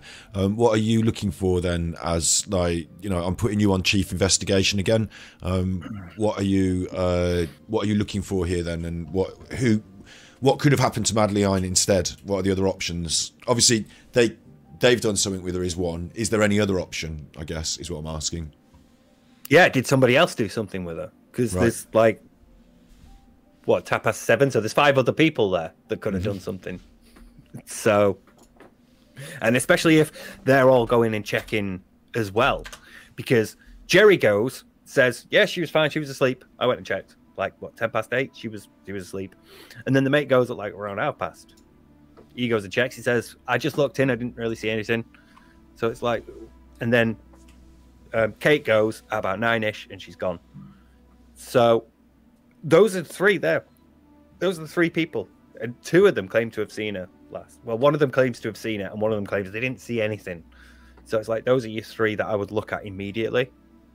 But I would also keep an eye on the rest of them as well, because they're all potentially witnesses. They're all potentially involved somehow, because they're all there. Yeah. They're all part of it. And like, it's almost probably like... all stomped around the crime scene as well by the time you got there. I will just take a moment just to alight on this fact that, and I say this every time we talk about her at some point, Madeleine is a real human who was alive. In my opinion, sadly, might not be now. I can't say anything that's going to get me binned off the internet and sued, but, you know, it's a real tragedy and it's a shame that has happened. So sometimes I'm flippant, I make jokes, but, you know, it's a real tragedy and a shame whatever has happened to Madeleine there. But it almost takes on a sort of... surreal, you know, like we watch a lot of TV shows where there's a crime happened and it can be Vera, or it could be Agatha Christie's Poirot, or it could be something more serious like American True Detective and, you know, stuff like that. But there's a crime, there's a cast, we try and work out who it is, and, you know, this 7:10, it starts to take on this surreal aspect of like a cast of different people who could all have like different stories and ideas painted around your them, Professor maybe. Plum, your Colonel Green, your Miss Scarlet, they're all there. Yeah, a bit like Clue. Like, did you find anything from your perspective on any of these people that was worth? And has anyone in chat got anything they want to throw at us about the 7:10 specifically? One of them was maybe considered to be a bit more of a strange chuffer than the others, maybe. But and would it be possible for somebody that was checking on your child to murder her and dispose of her in the 15 minutes they have to... You tell me about your feelings on the 7:10 as a line of question. I think 4 of them you could probably write out immediately, because again, my focus would be on, right, Jerry went then, and Kate went then, and in between, who was the other guy that went then? I think it was this chuffer, wasn't it? Let's see, Matthew Oldfield checks on the children in 5A, but does not look fully inside the bedroom. He's like, well, mate, I've just asked you to check on my child, and you've not. You've got a more detailed timeline than me. I've just got a more general one on the BBC here. So yeah, you go and I've talk got us through that. Yeah. Bit of a breakdown for them. Yeah, but yeah, at that point, so he's checked, but he hasn't checked. Those are the 3. Yeah, he says he looked in. Yeah, but he didn't see anything. So those are like the 3 that I would focus my efforts on. And I don't know, is this... Well, yeah, hang on, ahead to the end? Wait, no, wait here. Okay, so Jerry's at dinner. I'm Jerry. Mm-hmm. I'm having dinner. Yep. It's fine. Mm-hmm. This chuffer's gone and checked on the kids. It's fine. This other chuffer's gone and checked on the kids. It's fine. My wife's gone. She's come back and she's gone, where Madeleine's gone? Oh, it's trouble. Mm-hmm. Like, the first thing I would probably do, even if they're my good friends, like, my good friends are probably going to think, oh God, I wouldn't go out and have dinner with Scott then. But I'd be like, what the fuck do you know about it? You were the last one in the fucking thing. Where's Madeleine? Like, wouldn't you be cross in some way at your friends for their like apparent reporting of everything fine? Are you sure she was fine? Like that? You know, okay, you're gonna have to reassure me here because I'm stressing here. Like, even if I do, ultimately, right? I'm thinking my good friends, I would trust them with my life. Therefore, I would trust them with my children's lives. But I don't know how well you know these people around this table, like, or they knew each other, and I don't know what there'd certainly be some. Like, some feelings going off at the table. Close, friendly they were, like, you know, like the other families with the Ramseys. But I think, there would certainly be some feelings. As friends. How did they make it out of that tapas bar without like kicking over the tables and having like one of them's come in saying my daughter's missing? Like that in itself. They've would known be each other for years, at least. So. But sorry. That would so be they're close friends. Yeah, close friends. Yeah. But one of them said my daughter's missing. Like that in itself would kick off. Like I'm trying to imagine how people behave in situations like that. You know, what the friends. Okay, so let's say the friends are innocent and they're in this situation where she's come back and she's screaming and yelling. Like, what would they be doing then? They'd be trying to just console her and try and help, I suppose, wouldn't they? I think, yeah, you'd rush off to look, wouldn't you? Yeah. You'd go and have a look yourself. You'd run back to the apartment and then see what you could see, because you might catch something that Kate missed, for example. But yeah, at that point, if I was Jerry, because Jerry checks on her about 9, and then Mike checks on her. Mike. Is it Mike? Matthew Oldfield. I'm thinking Mike Oldfield now. Yeah, Mike Oldfield. Tubular bells. Tubular bells. Yeah. It's Matthew, not Mike. All so, past 7 kids apparently, and their names are all in chat there. So, yeah. So Matthew. If I was Jerry, I'd be very annoyed with Matthew for not checking. But then again, if you're friends and you're close, and he comes back and he says, "Yeah, they're asleep. I had a look in. They're asleep." You wouldn't necessarily disbelieve it, would you? If you went and checked at 9:05, they were asleep. Yeah. And then Matthew comes back, after checking at 50:30. Yeah, still asleep. You wouldn't disbelieve it, would you? You would think, okay, fair enough. If it's your good friend, he's seen that they're asleep. And yeah, you trust that. That's good. Yeah, that's why he's going to check on them. That's the whole point. Yeah. And but then when your wife comes back at 10 and it's like, she's gone, our daughter is missing, you immediately turn to Matthew and say, "You were the last one. What did you see? What did you see? What happened? You were the last one now. You were the last one that saw her alive." So, and if he goes, "Well, I didn't actually see her. I didn't check in." It's fucking thanks for that. Thanks for checking like I asked you to. But it then means that now Jerry is the last one to see her alive. So there's now not only half an hour window when it could have happened, but an hour technically. Yeah, that's what I was going to say earlier about inconsistencies, like whether what they said about and what they wrote down and how the order that they thought they went and checked on them. Maybe that was inconsistent enough to create, like you said, a window of something inconsistent. Christina C said in the chat about church as well, that Kate and Jerry were big. Was it Anglican? The Roman Catholic.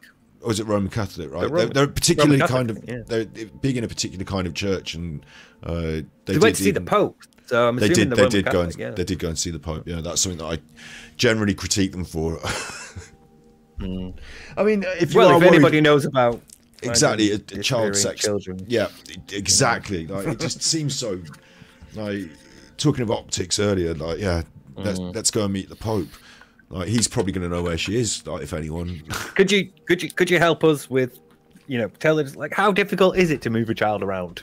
He's like, have you seen this one? Yeah, I have. Yeah, where did you see her? Well, she's down in one of the dungeons. I'll fetch her out for you. Like no, it just doesn't. Like it was strange, but also what it does is it gives you a network of people like out there in Praia de Luz. They visited that church like in the days and weeks after they visited the church in Praia de Luz, and that for me forms part of my theory as well. But so we've got these people could have been suspects. Do you think the police investigation did a good job of exhausting them as suspects? And for you as a forensic psychologist, were any of them ever officially ruled out as suspects? Well, I don't know. I'm not too expert on the workings of all, because there were 2 investigations as well, weren't there? There was the Portuguese and the British investigation, and there's a lot of stuff gets thrown up and talked about and conjectured. And my question to you is: you're a forensic psychologist, cold casing it in this benefit of hindsight? Did you find or see anything that stood out that was a red flag about these people? Apparently they were never ruled out. Good point, Susan, as well, that Jane Tanner was checked on the kids and said that there was this conjecture, there was this idea that someone was seen carrying the kids. She said she knew it was Jerry carrying Madeleine. That was the Tanner sighting, Yeah, she was one of the sightings, wasn't she? That's it, yeah. So these people do form an important part in the narrative in some ways. Personally, I tend to... you tell me what you think of, is there anything else out of these people that you would bring up also, and then I'll say one thing that I think, and then we'll move on from them. Nothing stood out to me as about them specifically. I think for me, my focus would be more on Kate and Jerry, because it usually is the family in situations like this. You know, not saying that it's impossible for them to have been involved in some way. It is entirely possible that in that period where Matthew goes to check on them, he does something. You know, he could be responsible somehow. It's possible, but you know, like, legal disclaimer. This is my opinion. It's not fact. It's not an accusation. Don't come after me, MI5. I can't afford it. It's possible, but you know, just going off like other crimes involving children disappearing and being victims, it's usually the family that are because they're closest to you and they're the most trustworthy, and you inherently trust your parents that they'll have your best interest at heart. So, you know, you trust your family, you let your guard down around them. And you're a 3-year-old girl, you don't know much about anything at this point in your life. So, yeah, it's possible, but I think my focus would be on Kate and Jerry. Susan's mentioned in chat there that Kate and Jerry took Amarella to court to ban his book, but they lost the case and he sold his books. Yeah, and in the timeline... Yeah, you mentioned that, yeah. 4 of my videos there, I read excerpts from his book on the internet and talked them over as part of my Madeleine McCann playlist. So if you want to see his book that they tried to ban, I've done it. Madeleine McCann, the book they tried to ban. Shock. So I tried to drum up some interest in that there. Going back to these Tapas 7 as well, I'll tell you something that... let's say, for example, one of them was, like, had done something, like gone and checked on her, disposed of her in some way. I feel that the instinctive feelings of the parents, the police around, the questioning, like, if someone has done something like that, it kind of comes to light, doesn't it? Even, like, you have these appeals on the news and then you find out a few weeks later, oh, it was so-and-so, and, like, you know, it feels like... I'm not saying I know anything about these people and their innocence or guilt or anything like that.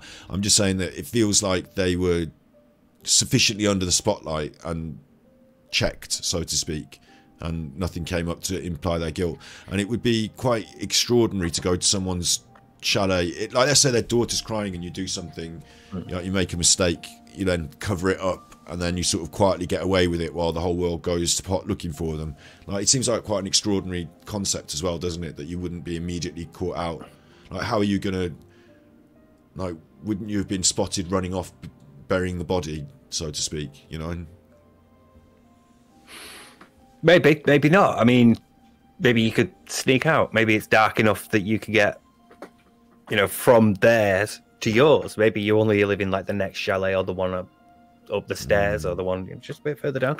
You could possibly keep low as you're dragging the body. I don't know.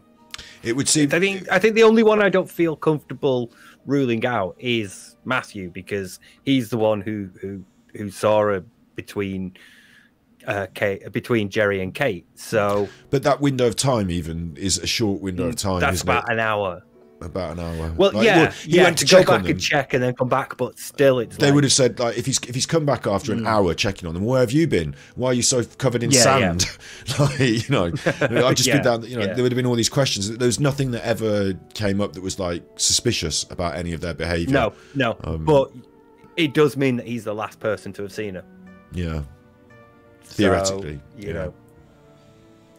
So they're a possibility, and you're not ruling out anything, I suppose, but they're higher up on the possibility list than traffic to Africa. What next? Have you got anything? Any other? Or should we move right on to Kate and Jerry now and discuss their? Because that's the like the meat of the pudding, isn't it? In a way. Not use a vegan term, but do you have meat in your puddings? Probably not these days. Black pudding's got meat in it. It's just blood. No one wants to eat blood, it. That's not vegan. So horrible black pudding. I don't know. Yeah. I used to eat it. I used to have full English breakfasts, and it comes on the breakfast, and like, you know, I'm not going to just like, I used to eat things, but yeah, just because you can eat it doesn't. Now you live off air. No, but now as a vegan, I'd choose not to, wouldn't I? But like, you know what I mean? Like, you know, if someone serves you something. Like, I remember when I was a kid and I didn't really like beans, and my friends served us beans on toast. Like, you know, their mum did us tea, so I ate it. Like, I'm not going to be like, oh, I don't like it. But if I'm at home and I have my choice, then I'll have my choice, I suppose. But vegan haggis. You don't and like vegan beans on toast?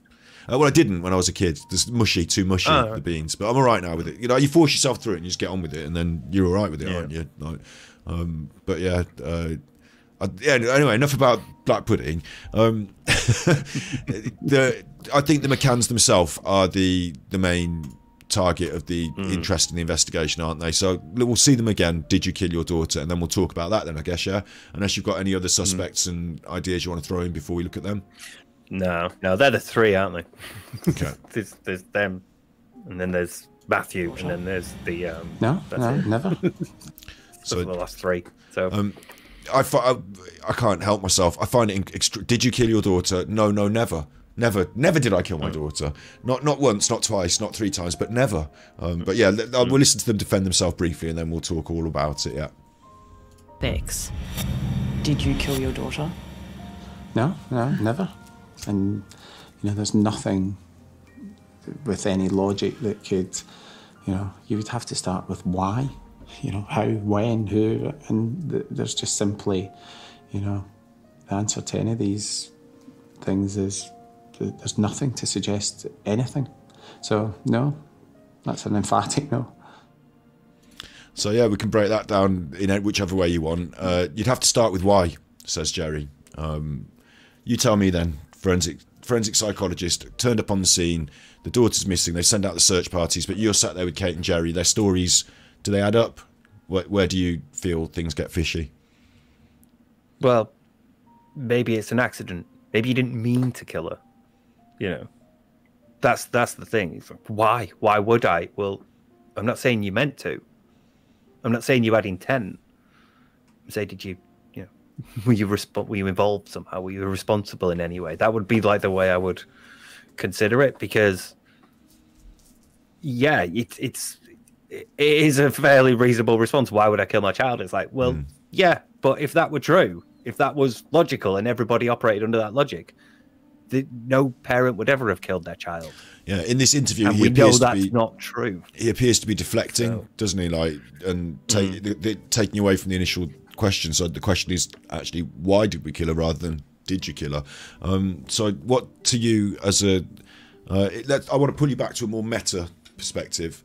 What to you as a forensic psychologist in 2023 is the against case in this case that you would lean on more heavily?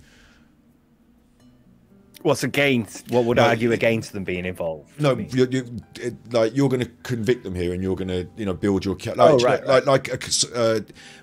sorry, forensic psychology involves building a case, doesn't it? It's the forensic part of it is about courts and crime and application of the law, but the psychology bit of it, you see, you know it in the big words. I know the concept in general. So yeah, do the application it to the law for me. Build your case here a little bit. You know, do your forensic psychology wizardry from a sort of meta perspective. You turned up on the scene. You've got Kate and Jerry. You've got hindsight. What do you think's going on here then? Right, in a big hindsight, I am not focusing on Jerry. I am focusing on Kate, because in this specific moment, the answer to that specific question, she doesn't say anything. She looks at him. It's like, why? Why wouldn't you both say no? Unless it's sort of made obvious that the interviewer is directing that question to Jerry alone, which she doesn't seem to be doing. She appears to be asking both of them, because they both prepare for an answer, and Kate looks at Jerry. Why wouldn't you both be saying no? Of course not. You'd both answer at the same time, because you'd both assume, like, wait, was she asking me? Was she asking you? Do you want to answer? Do you want to take this one? You got it? No. You would both just say no. You know, and just assume that the question is being asked of both of you. But it could be that that's how that interview is cut, because obviously it's an interview, it's on TV, it's been edited, that interview aside as well, just the case, you know, like in general, like we're looking at Kate and Jerry now as, like, it took a while for the police in Portugal to look at them as arguidos, didn't it? The official term in their thing. But to be given, when were they actually? When were they given a Guido? It was a while, wasn't it? But let's see. So she disappeared then. 7th of September, detectives make the couple arguidos. So 7th. See, Bizarre. She disappeared in May. Yeah, June, July, August, September. I did it on my hands. It's 4 months. I went June, July, Thanks August. for that. I'm not great at maths when I'm high. So I always do it. I still, you know, even if I don't wave my hands, I'm in my brain. I'm counting my hands. I'm not, you know, I'm still doing that. Yeah. Two. So I want to. I know this isn't necessarily indicative of anything, but the cat, the cuddly toy, that gets brought up a lot as well. We can washed it. We can psychoanalyze details and close-up bits, yeah. And I can play a little bit of interview, and you can talk to me for like 10 minutes on an inflection in her voice, I'm sure. But from a meta perspective, like, what is the case against the McCanns themselves? Like, you're a policeman on the scene. You're a forensic psychologist that's been brought in to look at the case in general, and you're going to say it's usually people that are closer to the.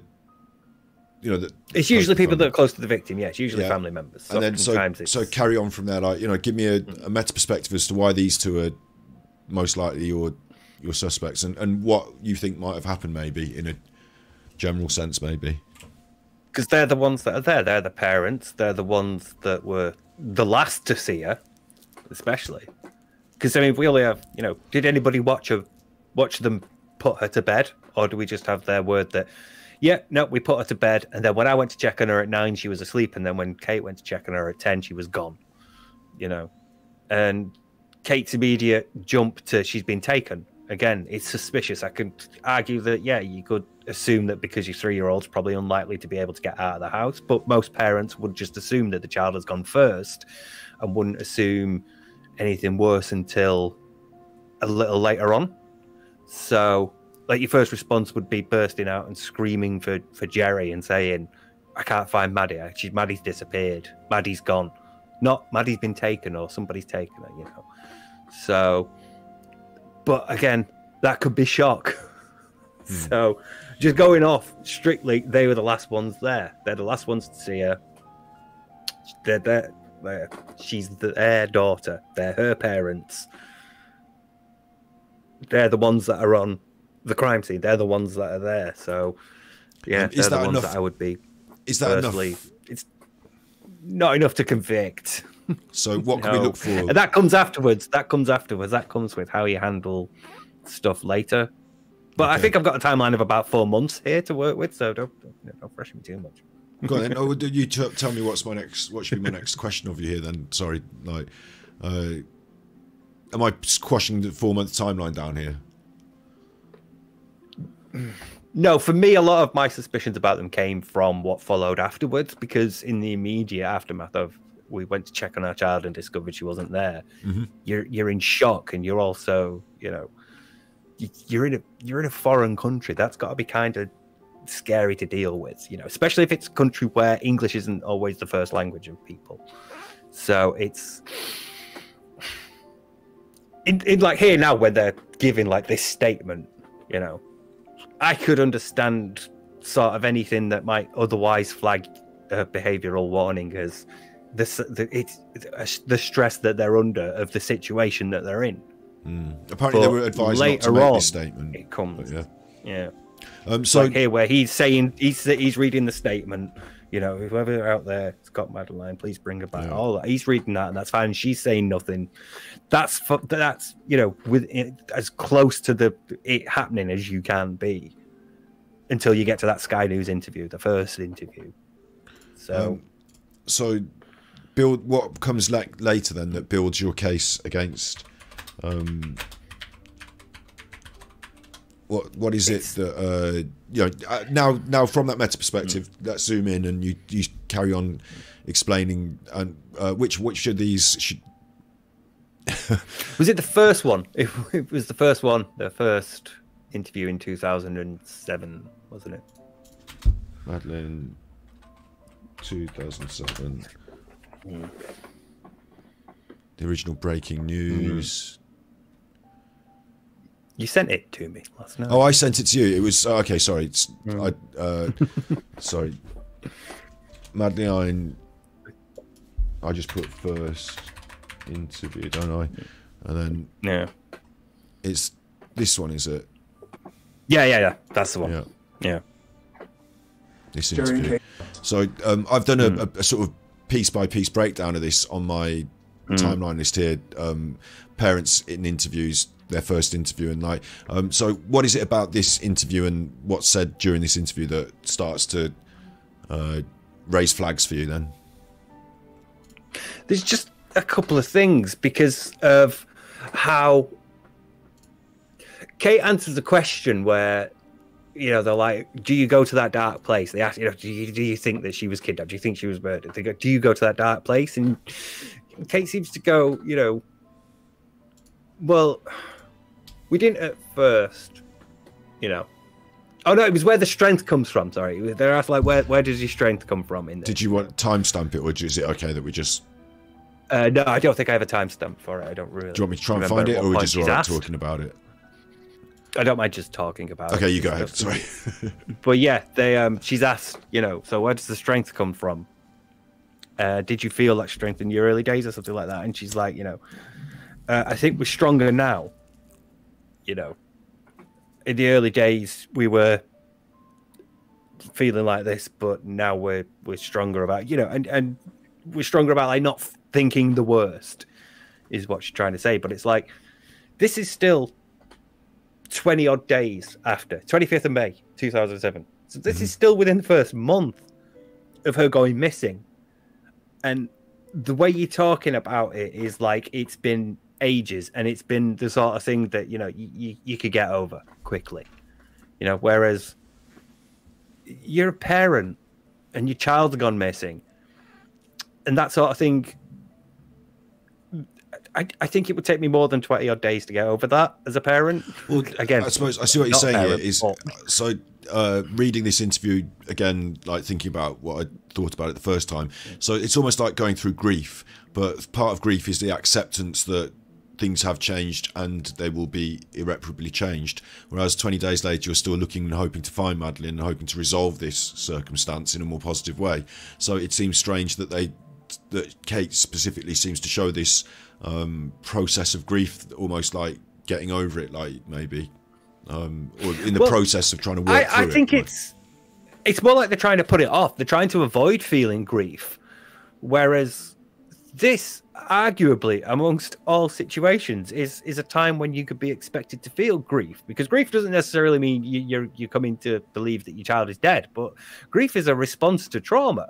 Grief is a response to loss, and you've just had your child ripped out of your life for the past month. You know, the past 3 weeks have been without your daughter, so you would be expecting to feel that loss and that sort of like absence. You'd be expected to feel grief. And again, this goes back to what I was saying earlier about them being doctors, and when you're a doctor, you're trained to sort of put those feelings to one side, because, you know, you can't think about the life that's on the operating table in front of you. You just have to think of it as like a body. It's a machine. It's parts, and you're fixing it, because you can't think, oh God, I've got someone's life in my hands here. That's a lot to deal with. So I can get that, like, you know, sort of appearing a bit dispassionate and maybe a bit cold is you sort of like doctor's training and sort of like a shield from grief. But at this point, you should, the energy that it takes to maintain that level of detachment and dispassion from the incident it's got to be huge, and it's got to have an impact on you,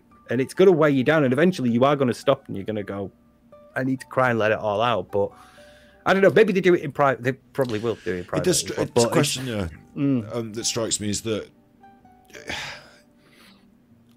maybe instinctively I feel like if you know that she's dead, then you're trying to get over it in your own way, and you're not trying to show the world that you are, because you know, whatever, but inside you are. Whereas if she's missing and you're still broken, I think it would be almost like like you said, there's a question about strength in this interview, isn't there? And where'd you get your strength from, and that, and like I might even be okay with saying, look, I'm not strong here. I'm going to pieces because it's been 20 days of hell, and I'm not supposed to have loads of strength. I'm supposed to be pulling my hair out, and the fact that I'm even sat here with my hair done and smiling at you, or you know, ask me another question. Like, do you know what I mean? I might even fall apart. Like, they called the interview. That's the thing. They called the interview. You know, so I didn't prepare this in time. Timestamp it, but if there's anything particularly you want to play a bit of it, let me know, and I'll, you know, have you got notes Yeah. There was the other bit as well, right near the end, where they're asked, so what you're doing next, and like, we can't think about going back without Maddie, and they're like, so you're going to be traveling around Europe, and they're like, yeah. What comfort does it bring you? We'll be traveling. Where did it come and then, from? Or? No, how did the idea come to just have? And then they say, will you go back to the UK? And she said no. Like, but you're fine to travel around Europe, but you won't go to the UK. That's a bit.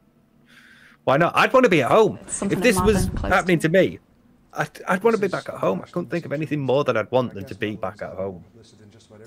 Okay, there's a question. Yeah, let's talk about that. Sorry, I was just messing about with the sound, trying to find the bit. Yeah, nice. The question of being back at home. Would you want to be back at home? Like, I feel like if Madeleine was missing, the one thing I would do.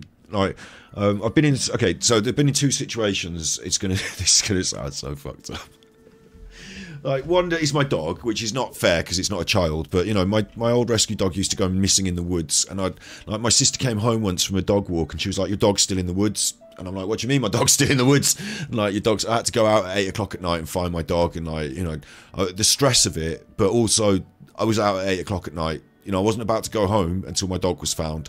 The end. And then the other one was this is like a really bad story, but it's like I was at uni and my girlfriend at the time had stayed over at some long story short, she stayed over with a boy somewhere else. Like, it was like the breakdown of our relationship, and she obviously hadn't told me that's what she was doing, so I didn't know where she was, and she was expected home. So I checked on where she worked, and they'd said she'd left, and I was like, well, she's only walked from here to here, and she's disappeared off the face of the earth, and I was stressed and worried. So I literally walked the streets all night. My mate at the time, who I consider to be one of the most honourable and wonderful people. I don't have. If you're out there, Gilly, I'd love to speak to you. I'd love to hook up again, because he's a really good chuffer. He walked with me on the streets while I called her name for like hours. Do you know what I mean? Until somebody told me that she'd been turned up at this, her own house and everything was all right. And I just feel like some part of me would never leave Praia de Luz, and for Madeleine specifically, I wouldn't be able to. Going home to England without her would be an issue. So I'd still be, until I got a lead, until somebody knows something, I'd search in the streets. I just feel like I'd end up, even if it was no good to me personally, I might end up as like a hobo living on the streets of Praia de Luz, like asking people from years to come, have you seen my daughter? Have you seen, I don't know, that's fair. And to be fair, in the clip that you showed earlier, the more recent one, she does say, oh, calm down. She does say, like, part of me does feel like it's still here. There's still a connection to her here, and obviously that's because she's. So yeah, that's fair. But I mean, that's a me thing more than a person, a generalized thing. For me, I'd want to be at home. I wouldn't want to be here. I just want to be at home, because there I'd at least feel like the security, and I'd be like, right, this is the society that I've grown up with. The police operate in a way that I understand and I'm comfortable with, and I understand that these things will happen next. And I would just feel a bit more comfortable. So that's assuming that they're innocent. But that's me. But now we're at the point where we're pointing our finger at them a bit, aren't we? So I'll tell you what I've got issue, like closing in on, closing the net around them, so to speak. The thing that I've got issue with here. Closer to Madeleine? Certainly when I go to Praia de Luz, I do, and that's why I do go back there frequently. Going back frequently to feel closer to Madeleine is almost like a ritual you might do if someone had died, and instead of having her taken back home and buried at the church at home where you would go and put your flowers, like, you would return to wherever you feel is her sort of burial place and pay your respects regularly. Like, we go and see our nan's grave, we go to our granddad's grave. She returns regularly to Praia de Luz to feel a connection to Madeleine. It's strange if you're not searching for her and digging under rocks, and instead you're sort of just taking the air and feeling it, and to me that seems like almost something that a guilty person might do. Let's tighten that net around a little more, and what right, maybe operating under that principle of it has been so long that if Maddie was taken and she is still alive, she's likely to not be in Praia de Luz anymore. Yeah, exactly. So, Hey, check this out. No, I'm not checking that out. You can chuff off with your adverts. I was just skimming through the video, you chuffer. I don't Okay, so I've got my theories. I want you to be untainted by them. Although I've already told you them in the past, like, and I want you to just tell what do you think is the most likely thing that happened then? The most likely then, it's something to do with them, the parents. What's your, give me your. I think she might have died in the house. It was mentioned earlier in chat about what about if you drugged the kids. Maybe you want them, you want them to go asleep because it's getting, you got dinner at the bar, you're hungry, kids aren't going down, so you have an extra shot of Calpol, hope that they fall asleep, and then later on you go back to check and she's not breathing. So you panic. It could be a situation like that. It could be an accidental death. Maybe Maddie gets up while you're out. Maybe she wakes up and she wanders into the living room, she climbs on the sofa and she falls, cracks her head open, she dies down there, bleeds out, and that's why something's found behind the sofa. You don't know. Either way, I think it is likely that she died in the house, whether accidentally or on purpose. I don't know, and I think that maybe one of them found her. I think probably Kate might have found her. And then a bit like we hypothesized in the John Bonet one, you panic, and then right, how do we deal with this now? How do we deal with like the police coming and having a look, and how do we deal with like this the media, and how do we deal with it all comes crashing in, so you panic and freak out, and you stash the body in the cupboard while you're getting everybody and going, God, she's gone missing. Everybody, please help us look. And then, hopefully while they're all out looking, you've got a bit of cover to go and move the body elsewhere. I don't know. But I think she died in there anyway. I don't think she's alive anymore. It's been too long. It's just, she's 19 now. She would be 19 this year. It's wild, that. So yeah, I'm happy with that as a I go a bit more detailed on mine. I sort of, on my conjecture, which is definitely not going to get me in trouble on the internet for slander or libel, which is that I totally agree, and I find the idea, like, we've got evidence, I suppose, where should we start here, is we've got evidence to point to agree with these certain things, which is the sniffer dog stuff, the sofa, those indicators around there. They're, like, when you combine the sniffer dogs, the traces of fluid or blood, and I've talked about it in depth regarding the book that the detective wrote.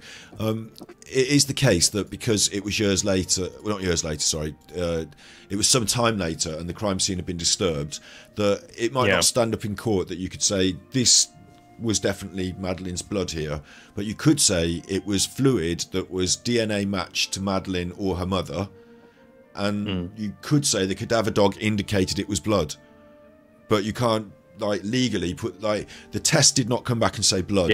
It came back and said fluid, and like they didn't test for blood, they tested for DNA corroboration. So it's a funny way of analysing the evidence that to me as a layman it seems quite obvious. Okay, it's blood then, but to the court and to the letter of the law it's not so obvious. But I agree with that, and I think that if Kate, I wonder whether Jerry himself and Kate both had a hand in the attempted resuscitation of Madeleine. I agree that I think she probably came to some, whether she fell over or, like you say, messing around. If they'd sedated her, she might have even been clumsy on her feet.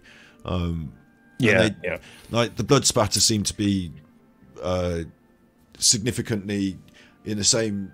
If you'd done compressions on someone's chest as if you were trying to resuscitate them, they would cough out blood, and so there's that potential for that as well. So and then like hide her potentially in that church down the road that they're friends with, and dispose of the body later in a more permanent fashion. But until then, make sure everyone's looking elsewhere and chasing after phantoms and all that. That seems to, for me, to feel like I put it together as well that this story with the window is just like a made-up story. Then, like, we start to it's a red herring. We start to then drop in different aspects of it, and then the money and the fund and you know, and all this other stuff. And then I do the interviews, and I looked, and I see her almost, like I say, in mourning, almost like accepting of it in grief, using the church and using the idea that Madeleine might, you know, her gift to them is the fund, and she might, you know, she might be looking on from heaven, and in some way still, you know, but from this plane of existence moved on, and using the church to sort of supplement her grief in that way. Yeah, that's where I go with it, and what you said seems to match up to that. So, so that's we've solved it. I mean, yeah, we did it. But what do you think? Yeah, fucking pay. Are there more things that point towards that as well? Are there any other like factors that the one? Okay, so let's try and steelman our case here as well. If that were the case, then why didn't their friends? Are their friends complicit? Why didn't their friends know that was happening? Did they? Possibly. I mean, would you tell your best mate that you were killing your kid? Because right, let's think of it. Right, okay. So we have from when Kate finds her and comes pelting it out of the apartment to the restaurant to the police getting there. You've got about 10 minutes. You know, maybe half an hour tops, but. That's assuming that the police are going to come in and immediately do an investigation of the the apartment and look everywhere. So if maybe Jerry finds something and moves her and hopes that his mate doesn't go in, and so maybe it happens earlier in the day. Maybe they took him to bed about 7ish and she wasn't going to sleep, so. They give her something, and then after about 20 minutes, they're like, "Oh shit, she's stopped breathing," and then they panic, and then like, "We've got to go. They're going to be questioning us if we're not there. You know, they're going to want to know where we were, and something's going to be up." I don't know. There could be a couple of scenarios in that time frame, but it's it's a very narrow time frame. So I'm assuming that if she is taken and moved elsewhere by the parents. It has to be later, unless it's immediate to the next apartment or the next few. It's one of the other rooms that one of their other mates is in. But other than that, I don't know where you'd stash her. Other than like, well, there's a closet. Fuck it, under the bed in the closet. I don't know. Is it possible that initial police search just simply wasn't focused on like they had that time, like you said, while they searched elsewhere? To get in and out, and it's possible, yeah. Especially if you've got such a small force that's again being convened at a very inappropriate time. So it's possible that you could sort of take advantage of that.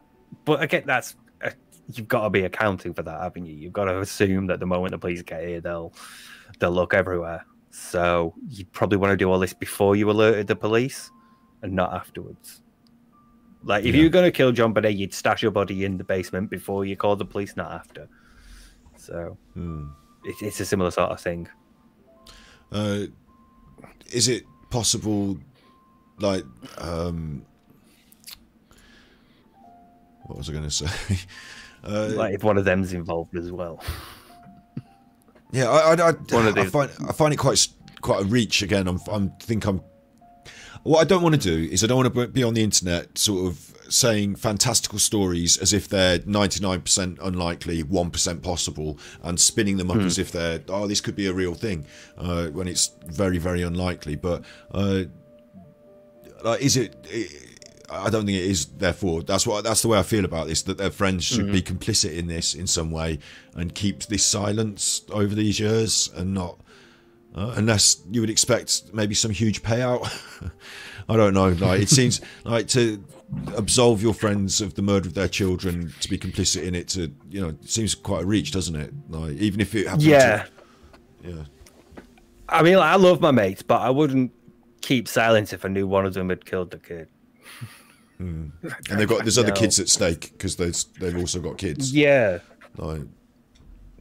Yeah, it's so I have to assume that they didn't know, because I mean, friendship or not, if you're talking about the murder of like a 3-year-old girl, so she's nearly 4, but I keep flip-flopping between the two. But yeah, either way, you're talking about the murder of a small girl, like we have been doing all night, and the idea that you could be like, murder. Yeah, don't worry, Well, you're saying murder, like we are talking about what could potentially be the murder of. Is it I think, yeah. We now are assuming that she is. Well, assuming she's dead doesn't necessarily assume she's been murdered, though, does it? Because it could be an accidental death. And one of the things I do lean on is the idea that, like, they're both doctors, and they both have this, like you said, ability to deal with death in a sort of more professional way, to distance themselves psychologically, maybe, but also professionally. If an accident had happened, why would you not, to steel man the idea that they are responsible and have kept it silent, why wouldn't they have just said, like, hello police, my daughter's in trouble, send an ambulance? Like most parents would do you think, is there any argument to say that would have been more logical for them to do that rather than to cover it up? Is it because they're doctors they wanted to cover it up, or? That would be more logical, but you see that happen a lot where parents do call in, like, I found my child like in bed, or I think they fell over and they're not responding, or I put them down in the bath and then they've gone blue or whatever. But then it later comes out through forensic analysis and through the autopsy and all like that. Hey, no, this kid was battered to death. Like, they take him to hospital. Oh, by the way, cerebral hemorrhage.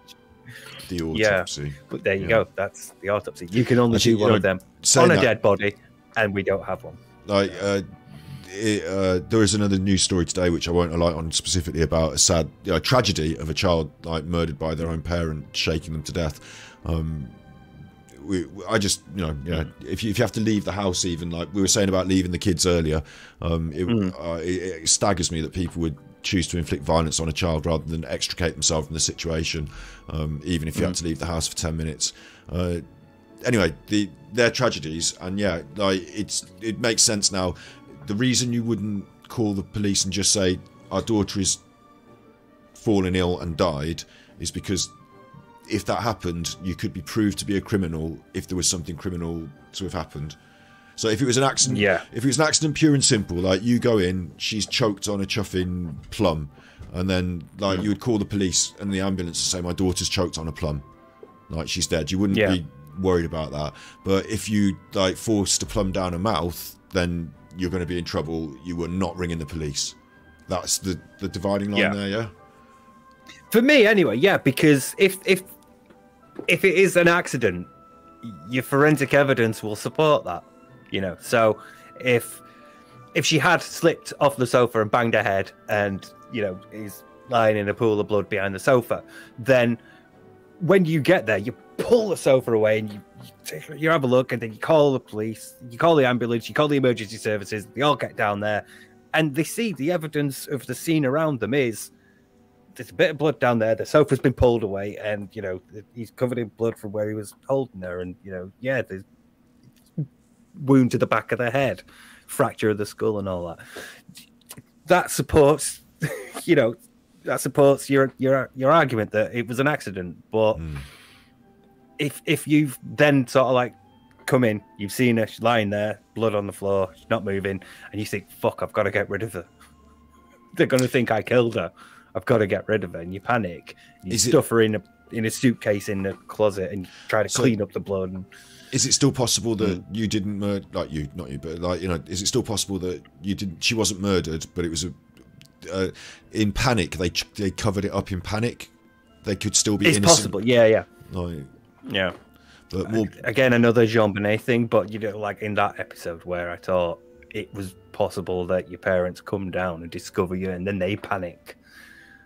So it's because you don't know how people are going to react in panic. That's the problem. So you'd like to think that most of us, upon seeing like a child who we thought was okay an hour ago when we checked on them, is suddenly dead on the floor, you would like to think that you would go and check and call the emergency services, but you don't necessarily know that that's how you would react, because that sort of thing is a hell of a shock, and it might make you panic.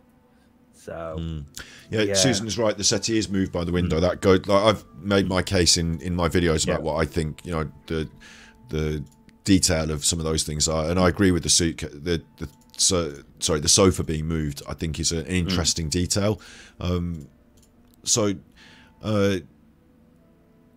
So in terms of like you as a forensic psychologist, something that I can't do, you know, you're going to not be able to say whether it was malicious murderous intent or an accident covered up necessarily from what we've seen here. Is there anything that we could bring in that would sway that one way or the other? Is there anything that you think is missing or is present in later interviews or anything like that that would sway that one way or the other, or that you would look for to say, is this an accident or is this deliberate? Because what we've done is we've tightened the net around. We've looked at people who traffic people from Morocco and people that were around at the time and other stories, and we've tightened down. We tried to focus in now on, you know, quite fairly on the people who were closest at the time, who were most likely to have been involved. We've seen there is different reasons and there's actually quite a narrow framework of what could have happened, really, isn't there? Actually. Like in terms of she got out of bed on her own or was sedated or something. For some reason, it's not been reported, and then it's been covered up. That's the sort of frame we've got here now? Yeah. Yeah.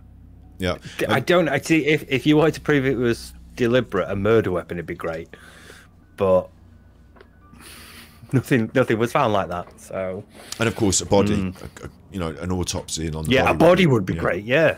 If you could supply that would be a fantastic way to determine how somebody died. But yeah, you're dealing with a missing person, not a body, and it's like okay for us to sort of look at it and think, oh well, she probably was killed there, and then they did this with her or whatever. But until you have a body to present to the authorities to say, hey, here you go, found her, you ultimately still just a missing person. Until such time, she probably is dead. I probably do think that I do think she was probably killed there. That's my most likely scenario. But whether she was killed, she died there. Whether she was killed or not is, I don't know. I do think she died in there, though. Just specifically about this like aspect of it, then, is there any other? I don't want to start. What I don't want to do is start saying, right, aliens could have come and done it, or it could have been like the MI5 or whatever, you know, like. But other than what's the obvious, there's, you know, Occam's razor. It is the most obvious, is what happened, sort of thing, isn't it? So, But are there any other ideas that I'm missing here? Someone was saying in chat, and in chat, this is your time to shine. If you've got any other, you know, concepts or ideas you want to throw at us as how Madeleine might have died in this apartment, other than being sedated in order to get her to sleep, and just an accident banged her head off the windowsill or something. Are there any other ways that it could have happened? Maybe that I'm missing from this. What do you think, Steve? Well, see, here's the thing. Right, the other thing for me is like the crime scene is quite tidy, isn't it? It's quite. There's not really much evidence of an attempt to kill somebody, you know.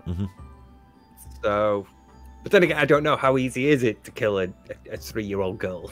You know, how much strength do you need to say, you know?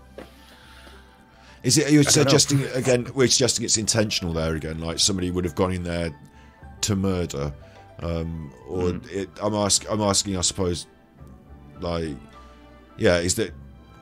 I really struggle to think of any other scenario that she might have ended up dead, other than like a legit accident off the furniture, or the parental involvement, like, or an accidental thing. Yeah, I don't think she was intentionally killed. That's the thing. Yeah. I don't think there's much that has suggested that she met an intentional death at the hands of a parent. But I do think it's likely that she did accidentally. She died accidentally. Pam in chat saying that she woke up to try and climb behind the window, try and climb up to the window, slip behind the sofa and asphyxiated. And I could, that fits in line with exactly the sort of thing. Like, sedated or not, that is still completely potential. And then you'd be down here, like when you come in, you'd see her down there and you'd roll her over and you'd be like, start breathing, come on, start breathing. And she'd cough up and maybe splutter out some blood. But then you'd be in that situation where I'm a doctor, like everything is going to be taken away from me if people find out I'm responsible for this. We have to cover it up, sort of thing comes in, I suppose. Yeah, see, it's something that you don't want to consider, but it's something that you could see in a moment of blind panic, somebody thinking about and fixating on, because all of a sudden you're like, oh shit, this is the thing. This is the thing that's happening.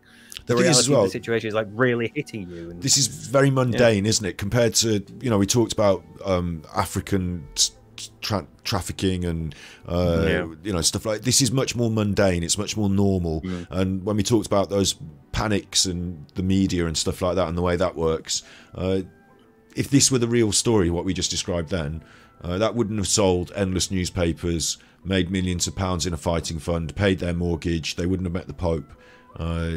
Like there's a completely almost abstract world that we're in now with Madeleine McCann and her parents that has gone from some sad people on their holidays to like meeting the Pope and being the subjects of the media and having this different life, isn't it?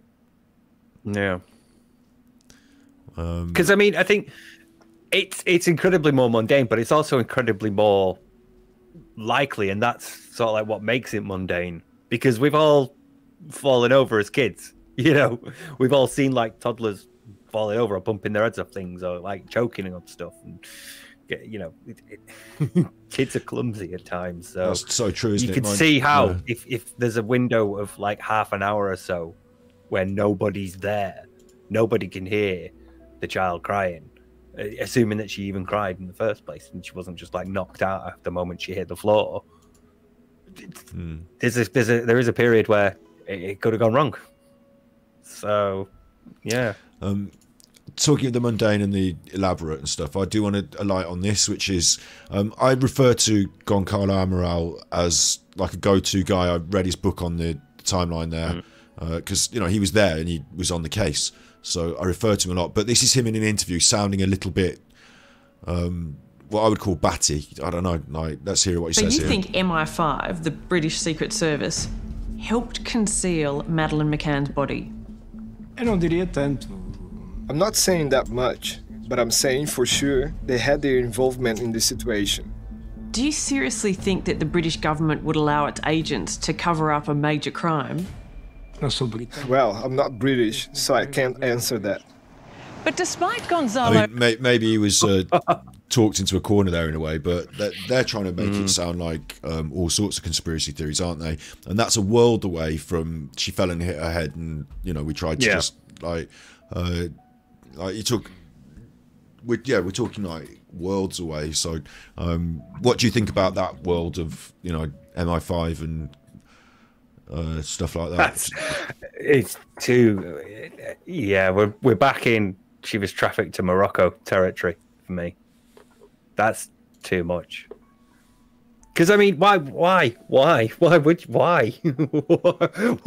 do we as a nation have to gain from covering this up? Surely we would gain more as a nation if we were like, no, look, we found the truth. We found who did it, and we have punished them. Because fucking Portuguese police couldn't, you know, it would benefit us. What about this as a scenario is that we've sent the MI5 man along with the Daily Mail man, and I don't know, maybe not, but you know, the Daily Mail and the Mirror, the lawyers. There's like a money machine and an engine that's going along with this. And whether, like, let's say they did or didn't, whatever, you can always say to them, oh, it's going to help find Madeleine, so you're in, aren't you? And they have to say, yes, we're in. Like, if it was to meet the Pope, we want a photo of you meeting the Pope. I don't want to meet the Pope. I think it's a bad taste. The photo's going to... No, we're going to sell a lot of newspapers with the photo, and it might help Madeleine, so get in there and do it. You'd have to keep saying yes. If you were guilty or innocent, you'd have to keep saying yes. So the money machine keeps rumbling and you have to keep doing it. And then, like, when we're talking about the money machine in the UK, we're actually literally talking about the richest party with the most money to advertise and market and put their ideas across, who work the markets, who have the fingers in the pies of the banks and the systems. You know, they're actually in charge. And, you know, we just seen it with my MP Nadeem Zahawi and the tax. You know, like, we literally see them doing the bad chuffing. So the idea that someone part of the establishment might want to keep this story, like, might want to control this story for themselves. I just, like, if I Google today Madeleine McCann, right, then the news today will throw up all stories like 3 days ago about the suspect moans Joseph Goebbels was better than I am from jail. Like, why is this in the news 3 days ago when the actual main headlines were one of our politicians was robbing the tax? Like, that's the headline, really. I feel like sometimes the media machine can just wheel out Madeleine McCann and grab the headlines, and like they talk about controlling the narrative, and like I'm using conspiracy terms there, but you know, in actual fact, if you have a finger in a, like if you're a big media conglomerate person who runs the big media conglomerate and you're in with the Conservatives, like, you might not want to make them look bad. You might want to avoid the things that make them look bad and push these other stories, these never-ending. You know, Madeleine McCann is like a. It sounds really bad to say it, but she's like a scarecrow that is now, you know, waved around when people want to rile you up about witches. Instead of, she's a folk devil. Yeah, she's become this other thing, hasn't she? So, is it possible, therefore? I'm talking around these subjects from all angles, I suppose. But is it possible that he could be right, that there could be some establishment involvement in the perpetuation of this? I'm not saying they went and took Madeleine's body like they accused. They didn't. They asked him if that was the case, and he said, "I can't say what goes on." But I'm not suggesting that they went and took her body and moved it, but in some way, do you think the establishment has some, like Tony Blair was involved, wasn't he, at one point? Do you know what I mean? Oh, it's wasn't he? Because they flew on and Gordon Brown, got somebody's plane. Fuck yeah, this was 2007. So yeah, you're talking like Blair Brown era. Jesus. Yeah. I mean, it's possible, but whether it's probable, probably not. Yeah. I doubt it. You know, it's probably not. It's a huge stretch in it. Like, I do realise as well that we talk to people. Like, I'm talking on the internet, and I'm aware that I've got like a responsibility to not. I talk about sometimes leading you out into the forest and then letting go of your hand. Like, I don't want to do that. I don't want people to get funny ideas and to be sat there, conspiracy ideas, losing their marbles, and you know, worrying about things that, you know, this line of deep thought into the deep state and whether they control this narrative and this media in that way can be quite mentally unsettling and disturbing. And it can, if you've got issues in that ballpark, it can not help thinking along these lines. I'll just say that. So yeah, carry on with what you were saying. I see what you. Yeah, she does have like she. This is so horrible to say, but yeah, Madeleine does sort of serve that purpose now. Where if it's a slow news day and you need, you know, to fill some column inches, or there's a particularly unflattering story that you want to bury, stick Maddie on the front page. She'd probably sell a couple of more pages, and you could probably write anything at this point about it. You know, you just write something about somebody in Portugal says they might know something new, then that becomes shock new lead in Maddie case, you know. Yeah. So I've got a couple more general questions that I'm going to ask you, like just off the cuff, a bit chit-chatty ones. Have you got any other things about the case specifically that you want to make sure you're on the record as like, I'm keenly aware that today's video, like what I should have said at the start, the value in it is that you are an educated forensic psychologist, and this is an interesting case that you've seen across your whole life. So, you know, you've had a chance to absorb it. So, is there anything that we're missing that we should be looking at? Are there any ideas, or are there any ideas you want to put into the, you know, the pot that I haven't covered that you think should be spoken on here? No, I don't think I can add anything new. We've covered most of what the big sort of like theories are, and they go from, you know, your trafficking to the accidental death. It's basically broad strokes about everything that we've talked about. So yeah, we've covered like the main points, and I don't know if there's anything else I could add.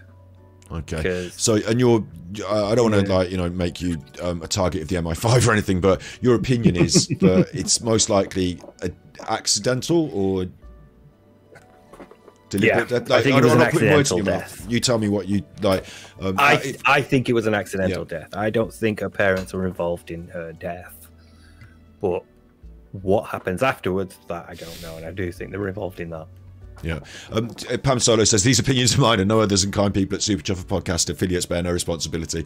Yeah. The thing is, right, as well, whenever we have people on the show, it is my responsibility. I'm broadcasting the opinions, so whatever gets said here, I'm responsible for. And of course, we're saying this as a, like, you know, we're doing all that disclaimer as well. But I also like have a feeling on what I think, and Steve has a feeling on what he thinks, and that's okay. But the difference is that for anyone out there, is that Steve has more education in this field. So I was interested to ask these questions to him, and I think he's given us some really good answers. So I've got some other like slightly more vague questions about these sort of things. One of my questions here is now then, so what to do now? Like, does somebody need to be more guilty? Do we have to do more digging? Should these people be allowed to just wander into the sunset? Has the investigation failed? Should it be kept open as a cold case? What should happen really next, do you think? As a and if anyone in chat has, this is your last chance in chat. If anyone's in chat's got a specific theory they want to run by Steve, you know, you can pop it in chat. But I don't know. It's difficult now because it's just been so long, and your opportunity to get like relevant evidence or useful evidence was long gone, like before the investigation really started. So yeah, other than like remaining an active case, that's, you know, I don't know what else that's new that you could bring, you know, unless at some point in the near future somebody finds like a bone on the beach and they send it for testing, and oh hey look, it appears to be the bone of a small female. Maybe we should get Kate and Jerry in for it, you know, to give us a DNA sample, and so cuddle cat washes up on the beach. Yeah. But yeah, I mean, I don't know what else you'd need to sort of like break this case now, other than a body turning up that you could conclusively prove was her, because after this long, it's going to be skeletal remains. Is it possible that Kate or Jerry might decide to come clean in some way, or really reveal some further evidences that we haven't heard? Maybe is that a potential? That's a possibility as well. Just like with, you know, her American cousin John Bonet. It's if they were involved, then it's, you know, it's possible that they could come and say, but they've not said so far. So I don't know what causes a change of heart there. Assuming that they were involved somehow, what would it take to cause a change of heart where they go, actually, yeah, it was us? I don't know. In cases where parents are responsible for the death of a child, they often divorce. I think that's a statistical fact. Is it possible that Kate and Jerry were made stronger by Madeleine's disappearance in some way? Do you think that points to innocence or guilt? Oh, I didn't know that, actually. It's possible they were made stronger because, you know, if neither of them is involved, then yeah, why would they grow to resent the other? You know, so it's possible. I mean, John Bonet's parents didn't divorce, did they? They stayed together until the mum died. So yeah, true. Yeah. But yeah, it's possible. But you could also see like, right, well, we're both in this now, so you know, if you do leave, I will take you down. It will be worth going down to take you down. You know, could be the sort of thing where you're both sort of like bound by guilt instead, rather than our innocence and our shared trauma has brought us together. I don't know. It's interesting that the other children have been kept out of the public eye. Like, we don't talk about them; they're not in the conversation. And if the parents are responsible for the death of Madeleine, then maybe they're it's a bit late now, isn't it? But maybe the other children, you know, it's a duty of care aspect to the other children, which is what they would have worried about, why they would have covered it up, I suppose. But I just wanted to raise that point and maybe ask about that. Do you think that those, like, it must have been very difficult for those children to grow up in the world where people like us have these conversations on the internet? So I've got to care for them as well. You know, like if they ever hear this, I just want them to know that, you know, at least I think about their feelings, even if there's nothing I can do about their damn feelings while I'm discussing this open case on the internet. Yeah. But yeah, it's one thing for us to talk about like the murder of, well, the disappearance of your sister, but you know, it's another to have to live with it for the last 15 years or so. So yeah, just again, once more, like with Jean-Benet and her brother, he's had to live with either you killed her or you're the child of the parenting. You know, you're the child of the killers of Jean-Benet. So it's like, can't imagine what it's like to grow up with that, but the fact that they've done so well enough to keep them more or less out of the conversation, out of the media, out of like the spotlight of all that, it's pretty commendable, to be fair. Because it does help if I'd have disappeared under mysterious circumstances, I'd have hoped my parents would have been able to give my brother a decent enough like shot at anonymity, or at least an attempt to keep him protected. So yeah, good on him for doing that, at least. Especially when you're going around sort of like trying to keep the name going, trying to keep support and like trying to keep publicity going, and I never understood like whether Pam those said, kids were on the road with them or whether they got put into like a boarding school or what happened. I don't know, but and then I've got another question, which is a sort of general criminal psychology one. So I guess some crimes never get solved, and is that acceptable? I don't know if you call it acceptable or not. It's just a thing that we have to deal with. I mean, for me, it's unacceptable that some crimes do go unsolved, but it is a reality. It's something that you can't really do anything about. Sometimes the evidence isn't there. You know, sometimes people do get away with it. It's horrible, because you like to think that, especially when you're talking about crimes like this, you'd like to think that somewhere, somehow, some perpetrator gets held accountable for it, but it's not always the case. You know, I have a feeling that we're never going to know who Jack the Ripper is, and we're never going to know who killed Jean-Benet, and we're never going to know where Madeleine is. So unless they, like, with the Jean-Benet case and the Madeleine case, there is still the possibility, because the people that were closely connected to it and might have been telling the truth, or they might change their story, and I suppose people could always hope for that they might choose to but other than that, I suppose this is the that's what we've got, isn't it? No one's going to be going and finding any more crucial evidence than we've been able to discover and talk about. Yeah. You're never going to know where Kenneth is on the moors. Then that's a different one. But yeah, some crimes never get solved then. I suppose that means, it sucks, doesn't it? It really sucks. It sucks, but it does mean that in like 20 years we can do another episode about this and just revisit it again, and like forever and all. It like in that same way as it takes on folk story status, I guess. Like I was joking there, but in a real way, like Madeleine lives on in this narrative that sort of won't ever dissipate, I suppose. Yeah, I think we've done. Have you in chat? Are you happy that we've covered this? Is there anything else you'd like to ask before we adjourn for the? I say adjourn. I'm using a philism there, because that being said, so next we can go and watch that. And you're in it, so like I'm holding. I'll just like cheekily hold you here for an extra 10 minutes just to stress them. There was one thing I wanted to look at. This is Love Holidays. I was thinking we could all go on holiday to Praia de Luz. Look. We'll go on holiday. Have a look round. It's £138 a person from. So look, we could book a room. We want 2 adults. That's not bad actually. That 138 quid. Well, that's the start, isn't it? That's the start. That's how they get you. And let's have 2 adults, like and then should we have children? Might as well have 3 children. 3 children. Child ages on the date of return. Well, obviously the twins, they're going to be like 2 years old or whatever they are. But this one, child 3, I don't think they are returning, are they? So. We don't. How are we going to fill that in?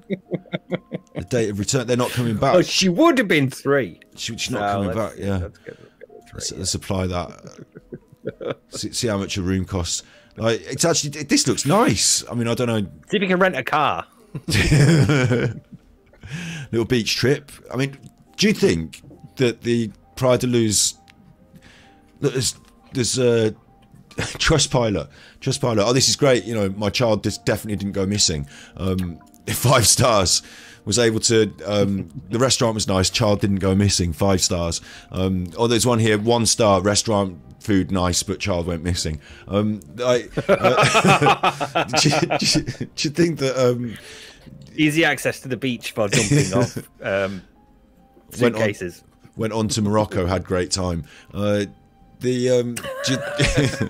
Would you like for £93 per person? That's actually a really nice romantic hotel. Like, do you think that it's seen nowadays, like just as a bit of a palate cleanser now? Just as a last question for you, would you go on holiday? Like, if we went on holiday Pride to Lose, would you expect to have a nice time, not worried about your children, or would you be there sort of scouting the Madeleine locations and taking photos of the road where she was apparently, like, you know, one of us up the road with a dolly like that walking? Like, what would you be doing on holiday in Pride to Lose, Steve? How do you see it as a tourist destination these days? Do you think it suffers from this? Well, I'm not a parent, so I'm all right. I think it looks quite nice, but there is part of me that would be like, and I think for most of us, especially in the UK, just because of like the overwhelming saturation of the case and the reporting of it, for us, it's probably going to be more of a. It's like what's an equivalent? It's like going on like,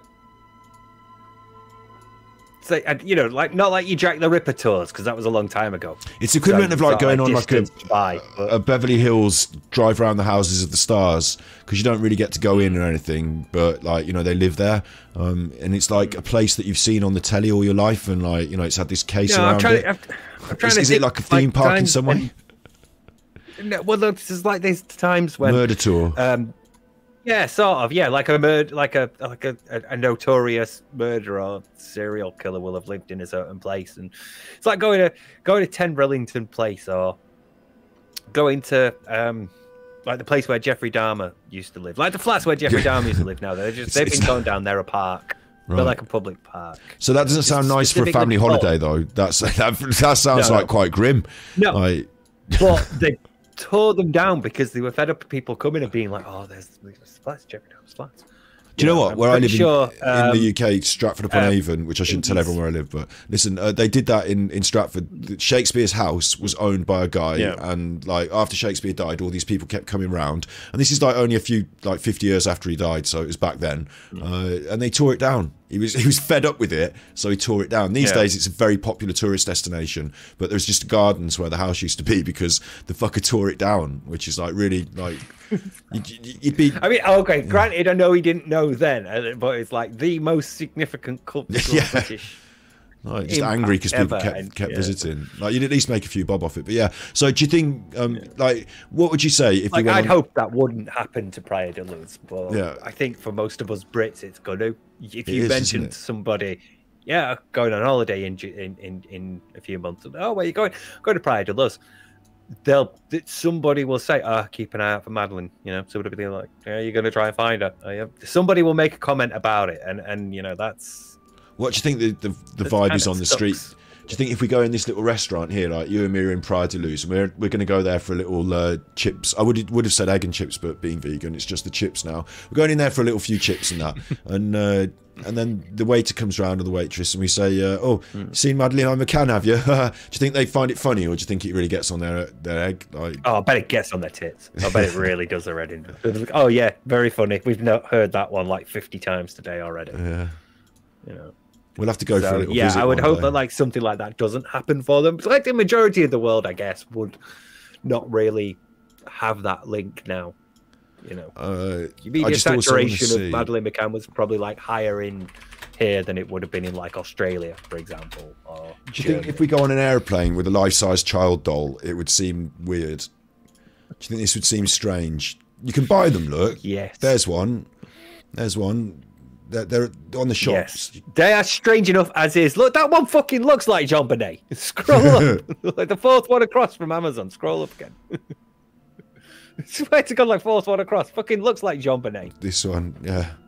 She's not big enough. She's only 24 inches. Let's get a life-size child doll like this. Like, let's go on holiday to Pride. We'll pack it in the suitcase. That would be good going through customs, wouldn't it? one of us will have the weed and the other one will have the life-size child doll, and then we go to see who gets out first. Go to Pride Deluge, and then we can have a holiday. I think that'd be a nice holiday, and we can go around and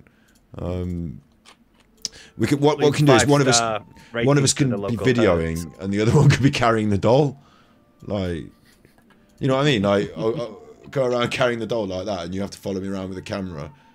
Like, no, because then we'll be Aguero suspects if another child does go missing. Then, like, oh yeah, we saw too long at Weirdo's carrying a doll. He's got Anglesi Documento, mate. Documento. Madeleine McCann. Documento, mate. And just wander around like that. See if it flutters any feathers. See if it dredges up any memories for anybody. Like Crime Watch. Have you seen this girl 15 years ago? Yeah. Recognizo. You pedo. Yeah. Have a bit of that. Just seems like, you know, it seems like an option. I'm just trying to consider what we could do for the content this year, and that's an option, isn't it? Maybe it's worth it. Maybe, oh God, I shouldn't talk myself into this, because could you imagine? I could imagine, like, just jump. I'm sure you could just jump on a plane. Hi, I'm Scott. It's me, Ganjikidd. This is Thus. We're live from Praia de Luz. Praia de Luz next week. we just jumped on a cheap flight, which I imagine they are quite cheap. Book a family of 5 on the way out and a family of 4 on the return, and then Praia de Luz holiday special. So, if you look at the arrivals list and it says all the McCann arrived at different times and days, that's interesting. Smoke Me a Kipper will be back for breakfast. Yeah, we'll be back next week, unless I get killed by the MI5. We'll be back next week for Thus. We do like Thus and Thus Light, don't we? This is the dark side. People have died and it's serious, and shouldn't be making jokes about... Not dark side with a Y. Dark. The actual dark side of life. Yeah. Like the serious side. I'm wearing my serious blazer today, like dressing up a bit more like a grown-up for the serious side of life. And then next week it'll be... We're doing Red Dwarf season guide. Series 2, yeah. So we're on that next week. Hopefully we dark seeing Sam again. Hopefully Sam will be. We've got a bit of an open door policy as well. We're quite open to people who want to come and talk Red Dwarf, and it's just a nice chill. It's just nice to just do like light side, dark side, isn't it? So we're doing that next week, and then from 2 weeks today is Dark Side again. If you've got any ideas, if anyone in chat wants to put it in the comments, if you've got any in the future, any chuffers, any cases, you know, make sure you fuel us with your ideas, and we'll talk about the things that you find most interesting at times, I guess. I'm not promising, obviously, not promising. But yeah, send us your ideas, and we've got 2 weeks before we're back with the next serious Thus. Have you anything else to say there, or should I just say thank you, Steve, and it's been another good one? I'm hoping for some like proper, well, I say proper, some sort of like things that we don't know that much about. Because for me, the Jean Bonnet one was great because I didn't know much about it, so I got to dive in. Whereas, you know, we know a lot about Madeleine McCann because we were around when it was happening, and we remember the media saturation and how much coverage you got. So yeah, people have got like lesser known murders or serial killers. That'd be pretty cool. Yeah, just more general topics, you know. Yeah, I've got a load of ideas as well. We've got a lot of ideas, but yeah, I want people to feel that they always open for suggestion. Open door policy on that. I think we did a good coverage on this. Nice. Yeah, on the Madeleine McCann front, I think we've done a good coverage on it. If anyone's got any questions and ideas, like there's a lot of different people who've done a lot of different videos. We've grown up with it. Steve's digested it, and like we've talked through what is the most reasonable and unreasonable options, and given them all an airing there. I think we've done a good episode on Madeleine McCann. Thank you everyone in chat, because you make this happen by being here. Like, this is what it's for. You know, I've marked it down as entertainment. So yeah, thank you very much everyone, and as long as you're happy, I'll do the sign off. Yeah, I'm happy. Okay, so if you can't be good, then you're naughty.